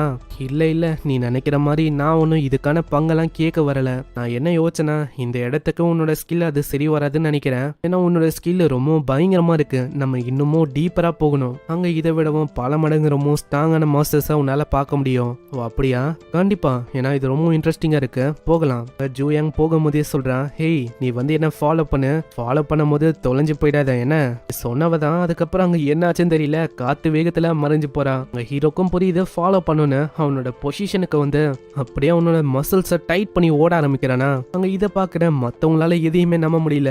ஏன்னா நம்ம ஹீரோ ஒரு புல்லட்டோட வேகத்துக்கு பயங்கரமா போறான். நம்ம ஜூயாங்க அவ ஒரு விண்டனா, நம்ம ஹீரோ ஒரு புல்லட்டா சம வேகமா போறான். ஆமா, நம்ம என்ன பண்ணலாம், நம்மளால அவங்கள நோக்கி போக முடியாது. ஆப்வியஸா அது இம்பாசிபிள். நம்ம இங்க ஏதாச்சும் பண்ணலாம்ப்பா. ஏன்னா இங்க ஏகப்பட்ட மாஸ்டர்ஸ் ஆப்வியஸா இருக்கும். ஏறாங்க ஆளுங்களுக்கும் இப்பதான் புரிஞ்சிருக்கு. நம்ம டோஜன் இருக்கான்ல, அவன் பல மடங்கு ரொம்ப ஸ்ட்ராங்கா இருக்கான். இந்த ஏறாங்க கம்பேர் பண்ணா உண்மையிலேயே இந்த எஸ் ரேங்க் ஆளுங்க அவங்க தான் ரொம்ப ஸ்ட்ராங். அதே மாதிரி நம்ம எல்லாரையும் சேர்த்தா கூட நம்ம டோஜன் அளவுக்கு ஸ்ட்ராங்கான்னு கேட்டா இல்லவே இல்லை. ஏன்னா அவன் பல மடங்கு இல்ல ரொம்பவும் பல மடங்கு ஸ்ட்ராங். இதுக்கப்புறம் நம்ம ஜோயாங்க காட்டுறாங்க. ஜோயாங் ஓடினே இருக்கும் போது அங்க பின்னாடியே அவ பாத்துக்கினே யோசிக்கிறான், என்ன இவனை இன்னமும் ஆளக்கானோம், நான் இன்னமும் என்னோட வேகத்தை ஸ்லோ ஆக்கணும்னு நினைக்கிறேன். சொல்லி வாயமுல்ல, அதுக்குள்ள சைட்ல நம்ம ஹீரோ வரான். உன்னால இன்னமும் வேகமா போக முடியுமா? பார்த்து அவ ரொம்ப ஷாக் ஆகுறா. ஏன்னா அவளால அவ கண்ணியை நம்ப முடியல. எப்படி நம்ம டோஜனால என் அளவுக்கு வேகமா நகர முடியுது? ஏன்னா இந்த கொரியாலேயே நம்பர் 2 ஃபாஸ்டஸ்ட் ஹண்டர்னா அது நான் தான். இவன் என்னை விடவும் பல மடங்கு ரொம்ப ஸ்ட்ராங்கா இருக்கான், வேகமாவும் இருக்கான். அப்போ அந்த பொசிஷன் அது மாறதான் போகுது. இதுக்கப்புறம் நம்ம ஹீரோ அங்க நின்று சொல்றான், நான் நினைச்சதை விட நீ ரொம்ப ஸ்லோவா இருக்க. அதே மாதிரி உனக்கு இந்த அளவுக்கு மூச்சு வாங்குதா? யாரு சொன்னா? நான் ஃபிளெக்ஸ் பண்ணலான்னு எவ்வளவு வேகமா ஓடினேன். இது வரைக்கும் எவ்வளவு வேகமாலாம் என்னோட லிமிட்ல ஓடினதே இல்ல. உன்னால நான் ஓடுற மாதிரி ஆயிடுச்சு. அப்புறம் அவன் மேல இருக்க ஒரு மவுண்டனை பத்தி சொல்றான். அங்க நம்ம போகலாம். அங்க பெருசா என்ன இருக்க போது உனக்கு தெரியாது. இந்த பிராக்சர் ஜோனோட ஒரு மிகப்பெரிய பாஸ் மாஸ்டர் அது அங்க இருக்கு. அந்த பாஸ் மாஸ்டரோட பேரு கைசரியன். அது 20 மீட்டரோட இருக்கிற ஒரு பெரிய ஜெயிண்டான மாஸ்டர். அதே மாதிரி எந்த விதமான எஸ் ரேங்கரா இருந்தாலும் அதை சேலஞ்ச் பண்றதுக்கு யோசிப்பாங்க. அந்த கைசரியன் அது கூட சண்டை போனோம்னா கிட்டத்தட்ட 3 எஸ் ரேங்க் பிளேயர் ஆச்சு வேணும். ஓ அப்படியா? அப்போ அதை கொன்னா பல மடங்கு பயங்கரமா இருக்க ஸ்டோன் எனக்கு கிடைக்கும்ல? ஆமா, இப்ப பார்த்த மாஸ்டர்லாம் ஒண்ணுமே இல்ல, அது பல மடங்கு ரொம்ப ஸ்ட்ராங். ஆனா சொல்லி வாயமுல்ல, அவன் அப்படியே ஓடி போக ஆரம்பிக்கிறான். பார்த்து அவன் ரொம்ப ஷாக் ஆகுறா. என்ன இவன் திரும்பவும் போக போறானா? நான் எவ்வளவு சொல்லியும் அங்க எவ்வளவோ அவ கத்தி பாக்குறான், நில்லுன்னு. ஆனா அவன் கேட்கலையா? இதனால பின்னாடியே போறான். எனக்கும் வேற வழி இல்ல. இந்த மாதிரி அந்த கைசரியன் அது ரொம்ப பயங்கரமான மாஸ்டர், என்னாலையும் திரும்பவும் போக முடியாது. அவன் பின்னாடியே ஃபாலோ பண்ணி போக வேண்டியதான். அவன் யோசிக்கிறான். ஆனா கண்ணை மூடி திறக்கிறதுக்குள்ள அங்க ஹீரோவை ஆளை காணோம். யோஜனை தேடி வந்திருப்பா. அந்த இடத்துல இருக்க விஷயத்த பார்த்து ரொம்ப ஷாக் ஆயிட்டா. ஏன்னா அந்த இடத்துல அவ சொன்ன அந்த பெரிய மாஸ்டர் கைசரியன் அது கீழே கிடக்குது. நம்ம டோஜனை நோண்டின்னு இருக்கான் குத்தி குடைஞ்சு. பாக்குற ஜூயாங்கால எதையுமே நம்ப முடியல. கைசரியன் இது வந்து ரொம்ப எக்ஸ்ட்ரீம் லெவல்ல பவர்ஃபுல்லான மாஸ்டர். நான் எப்படி சொல்றேன்னா இதுக்கு முன்னாடியே பார்க்குன்னு ஒரு எஸ் ரேங்க் ஹீரோ அவனும் இந்த கைசரியனை ஹன் பண்ணியிருக்கான். அதுக்கே அவன் 30க்கும் மேல நிறைய ஏ ரேங்க் ஹீரோஸை கொண்டு போனான். ஆனா அந்த 30 ஏ ரேங்க் ஹீரோஸால பெருசா எதுவும் பண்ண முடியல. போனவங்க எல்லாருமே அங்க இறந்து போயிட்டாங்க. கடைசியில நம்ம பாருக்கு ரொம்ப கஷ்டப்பட்டு தான் உயிரோடவே தப்பிச்சிருப்பான். கிட்டத்தட்ட அவனோட நிலைமையும் அங்க முடியற மாதிரி போயிருக்கும். ஆனா அவன் அங்க விட்டு கொடுக்கல. திரும்ப அவன் டிசைட் பண்ணான் அந்த கைசரியன் அதை வந்து நான் கொல்லாம விட மாட்டேன்னு. அதனால ஒரு எஸ் ரேங்க் ஹீரோவோடவும் ஒரு 200 ஏ ரேங்க் ஹீரோவோடவும் அந்த மிஷினுக்கு அவங்க திரும்பவும் வந்தாங்க. இந்த வாட்டி நம்ம ஹீரோஸோட எண்ணிக்கை ரொம்ப அதிகமா இருந்திருக்குமா. எல்லாருமே கைசரியனோட விங்ஸை தான் டார்கெட் பண்ணாங்க. ஏன்னா அப்பதான் அதால பறக்க முடியாது. அதே மாதிரி எல்லாருமே டார்கெட் பண்ணி தாக்குனாங்க. ஆனா அவளைக்கும் கைசரியன் முன்னாடி அந்த பாதி ஆளுங்களால எதுவுமே பண்ண முடியல. இந்த 200 பேர்ல பாதி ஹீரோஸ் அப்படியே இறந்து போயிட்டாங்க. ஹீரோஸோட எண்ணிக்கையும் ரொம்ப அதிகமா இருந்திருக்குமா. அதனால ஹீரோஸ் தாங்க ஜெயிச்சாங்க. ஆனா இப்ப பாக்குற இந்த விஷயம் இதான் என்னால ஏத்துக்கவே முடியல. ஏன்னா அந்த மாதிரி ஒரு மெகா கில்டு இதுல இருக்க பார்க்கே அவ்வளவு பேரை கொண்டு போய் தோக்கடிக்க முடியாத இந்த கைசரியன் அதை இவன் அசால்ட்டா தனியால கொண்டுட்டான். அதே மாதிரி பார்க்கோட ஏ ரேங்க் ஹீரோ நிறைய பேர் இறந்து போயிட்டாங்களா. அதான் அந்த விஷயம் வந்து 3 மாசம் ஆயிருக்கலாம். நான் இப்போ வரைக்கும் அவங்களுக்கு இது பெரிய லாஸா தான் இருக்கு. அங்க ஜூயாங்கும் அப்படியே நம்ம ஹீரோவை உத்து பாத்துக்கினே இருக்கலாம். அங்க டோஜன் சொல்றான் இந்த மாதிரி நீ என்னதான் உத்து பார்த்தாலும் எனக்கு வந்து எதுவுமே கிடைக்காதமா. ஏன்னா நீ எதுவுமே இங்க பண்ணல. ஆனா எனக்கு ஒண்ணுமே புரியல தெரியுமா. நான் ஒண்டி இந்த இடத்துக்கு வராம இருந்திருந்தா கண்டிப்பா இவன் கைசரியனை கொண்டான்னு சொன்னா நம்பி இருக்க மாட்டேன். ஆனா இப்ப என்னோட கண்ணாலேயே பாத்துட்டேன். கண்டிப்பா அந்த பெரிய மாஸ்டரை கொண்ட மாதிரி இதையும் ஒரே ஸ்டைக்ல முடிச்சிட்டான்னு நினைக்கிறேன். அதுக்குள்ள இருந்து ஒரு பயங்கரமான ஸ்டோன் நம்ம ஹீரோக்கு கிடைக்குது. அங்க ஹீரோவும் சொல்றான் இதுக்கு மேல நான் பாத்துக்கிறேன். உன்னோட கைடன்ஸ் ஒன்னும் எனக்கு வேணாம். உள்ள இருக்கிற மீதி விஷயங்களை நானே பாத்துக்கிறேன். இப்படி சொல்லிட்டு நம்ம ஹீரோ போறானா. அங்க பின்னாடியே ஜூயாங்கும் கேக்குறா அட இரு இந்த கைசரியன் இதோட மத்த பொருள் எல்லாம் நீ எடுக்கலையா. அதோட வேல்யூ அதெல்லாம் ரொம்ப அதிகம்பா. அதோட நகம் ஸ்கின் ஃபெதர் இந்த மாதிரி விஷயம்லாம் இல்ல எனக்கு வந்து அது மேல டைம் வேஸ்ட் பண்ண விரும்பல. அதை நான் பண்றதுக்கு இன்னமும் நிறைய மான ஸ்டோன்ஸ் என்னால கலெக்ட் பண்ண முடியும். அது வேணும்னா நீ எடுத்துக்கலாம். ஏன்னா எவ்வளவு தூரத்துக்கு எனக்கு வழியை காட்டினல அதுக்கான கைடன்ஸ் ஃபீயா நான் கன்சிடர் பண்ணிக்கிறேன். இல்ல எனக்கெல்லாம் இது வேணாம். இதுக்கப்புறம் அந்த இடத்துல சாந்தரம் இது அந்த இடத்துல மூட்டையா நம்ம ஹீரோ தூக்கி போட அதை பார்த்து அவங்க ரொம்ப ஷாக் ஆகுறாங்க. ஏன்னா அது முழுக்க மேஜிக் ஸ்டோன் தான் இருக்கே. உன்னால நம்ப முடியுது இத எப்படி இவன் இதை பண்றான் எனக்கு ஒண்ணுமே புரியல. நான் இவன் கொண்டு வந்த அந்த மூட்டை அதை ஒண்டி நம்ம கில்ட் ஆளுங்க தேடி இருந்தா கண்டிப்பா ஒரு 3 முழு நாள் ஆயிருக்கும். ஆனா இவன் என்னன்னா ஒரு நாள்ல இந்த மாதிரி நிறைய மூட்டைகளை கொண்டு வந்திருக்கான். உன்னோட ஐடென்டிட்டியை பத்தி நம்மளுக்கு இன்னமும் தெரியல. அதே மாதிரி ஜூயாங் சொன்னபடி பார்த்தா இவன் ரொம்ப ஸ்ட்ராங்கா இருக்கான். ஏன்னா ஜூயாங் சொன்னாங்க ஏன்னா ஒரு தனியாலாவே ஒரு கைசரினை இவன் ஒட்டுமொத்தமா கொன்னானா. அதுவும் எந்த விதமான எக்யூப்மெண்ட்டும் இல்லாம. அப்படி பார்த்தா இந்த கொரியாவோட ரொம்ப ஸ்ட்ராங்கஸ்ட் ஹீரோனா அது நம்ம டோஜன் தான். கொரியான்னு இல்ல இந்த உலகத்திலேயே அவன் தான் ரொம்ப ஸ்ட்ராங்னு நினைக்கிறேன். ஆனா நம்ம டோஜன் பண்ற வேலை அது வந்து ரொம்ப பயங்கரமா இருக்கு. இப்படி இவங்க யோசிக்க அவன் இன்னொரு மூட்டையை கொண்டு வந்து போறான். அவங்களோட கண்ணை இன்னமும் நம்ப முடியல. டோஜனும் ஜூயாங்கும் பேச இதை பாக்குறதுக்கு அவங்க 2 பேரும் அந்த ஏ ரேங்க் ஹீரோஸுக்கு ஏதோ ஃபிளட் பண்ற மாதிரி இருக்கும். உண்மையிலேயே ஃபிளட் பண்றாங்களான்னு கேட்டா அதெல்லாம் கிடையாது. அவ பயங்கரமா கத்தின்னு இருக்கா. இப்படி இவங்க பண்றது பார்க்க ரொம்ப ஹேண்ட்ஸமான கப்புள்ஸ் மாதிரி இருக்கும். நம்ம டோஜனும் ரொம்ப ஹேண்ட்ஸம் தான். ஜூயாங்க பத்தி சொல்லவே தேவையில்ல. அந்த ஏ ரேங்க் பொண்ணு கொண்டு தெரியுது இவங்க ஒன்னும் ஃபிளட் பண்ணலன்னு. ஜாங்க் பாக்குறதுலயே புரியுது நம்ம ஜூயாங்க போட்டு அவன் கத்துறான்னு. இந்த மாதிரி ஒரு பர்சனை நான் பார்த்ததே இல்ல. நம்ம ஜூயாங்கியே இப்படி கத்துறான் அவன். அங்க டைரக்டா நம்ம ஹீரோவும் ஒரு பேகை தூக்கி தரான் இந்த அப்படி இப்படின்னு சொல்லிட்டு அவன் போக ஆரம்பிக்கிறானா. இதை பாக்குற அந்த ஜாங்க்கு ஒண்ணுமே புரியல. ஆமா என்ன அவன் அப்படியே போறான். இவன் அங்க பாய் கூட அவன் சொல்லல. ஜாங்கோ வந்து கேக்குறான் ஆமா இந்த பேக் நிறைய இருக்க விஷயத்த எதுக்கு அவரு குத்துட்டு போறாரு. இதுவா நாங்க என்ன பேசிக்கணும்னா கொரியா வந்து உன்னோட விஷயத்த கண்டுபிடிச்சா அவ்வளவுதான் ஒரே நைத்துல ஓஹோன்னு ஆயிடுவேன்னு நான் சொன்னேன். ஆனா நம்ம டோஜனுக்கு அது பிடிக்கல. அவன் முடியாது எனக்கு ஸ்பாட் லைட்ல இருக்கிறது பிடிக்காது அப்படின்னு சொல்லிட்டு போயிட்டான். அட என்ன சொல்றீங்க இவன் ரொம்ப ஸ்டேஞ்சா இருக்கான். இவன் எப்படிப்பட்ட ஆளுன்னே நம்மளுக்கு புரிய மாட்டேன். அங்க என்னன்னு தெரியல நம்ம ஜூயாங்கோ ரொம்ப பிளஷ் ஆகுறான். அதேதான் நானும் அதேதான் யோசிக்கிறேன். இல்லையே நம்மளுக்கு தெரியுது நம்ம ஜூயாங்க இருக்கால அவ நம்ம டோஜனை லவ் பண்ண ஆரம்பிக்கிறான்னு. பார்க்கலாம் இதுக்கப்புறம் கதை வந்து எப்படி போகுதுன்னு. இது வரைக்கும் தான் சாப்டர்ஸே வந்திருக்கு. நம்ம இது வரைக்கும் பார்த்தாச்சு. இதுக்கப்புறம் ரிலீஸ் ஆகும் போது நான் 1-2 சாப்டர்ஸ் வரட்டும் கமெண்ட் பண்ணி நான் உங்களுக்கு போட்டு விட்டுறேன். ஸோ மறக்காம சப்ஸ்கிரைப் பண்ணிக்கோங்க. ஏன்னா அப்பதான் இதுக்கப்புறம் வர எபிசோடு உங்களை தேடி வரும். நான் உங்களை நெக்ஸ்ட் எபிசோட்ல சந்திக்கிறேன். தேங்க்யூ ஃபார் வாட்சிங். சைனரா.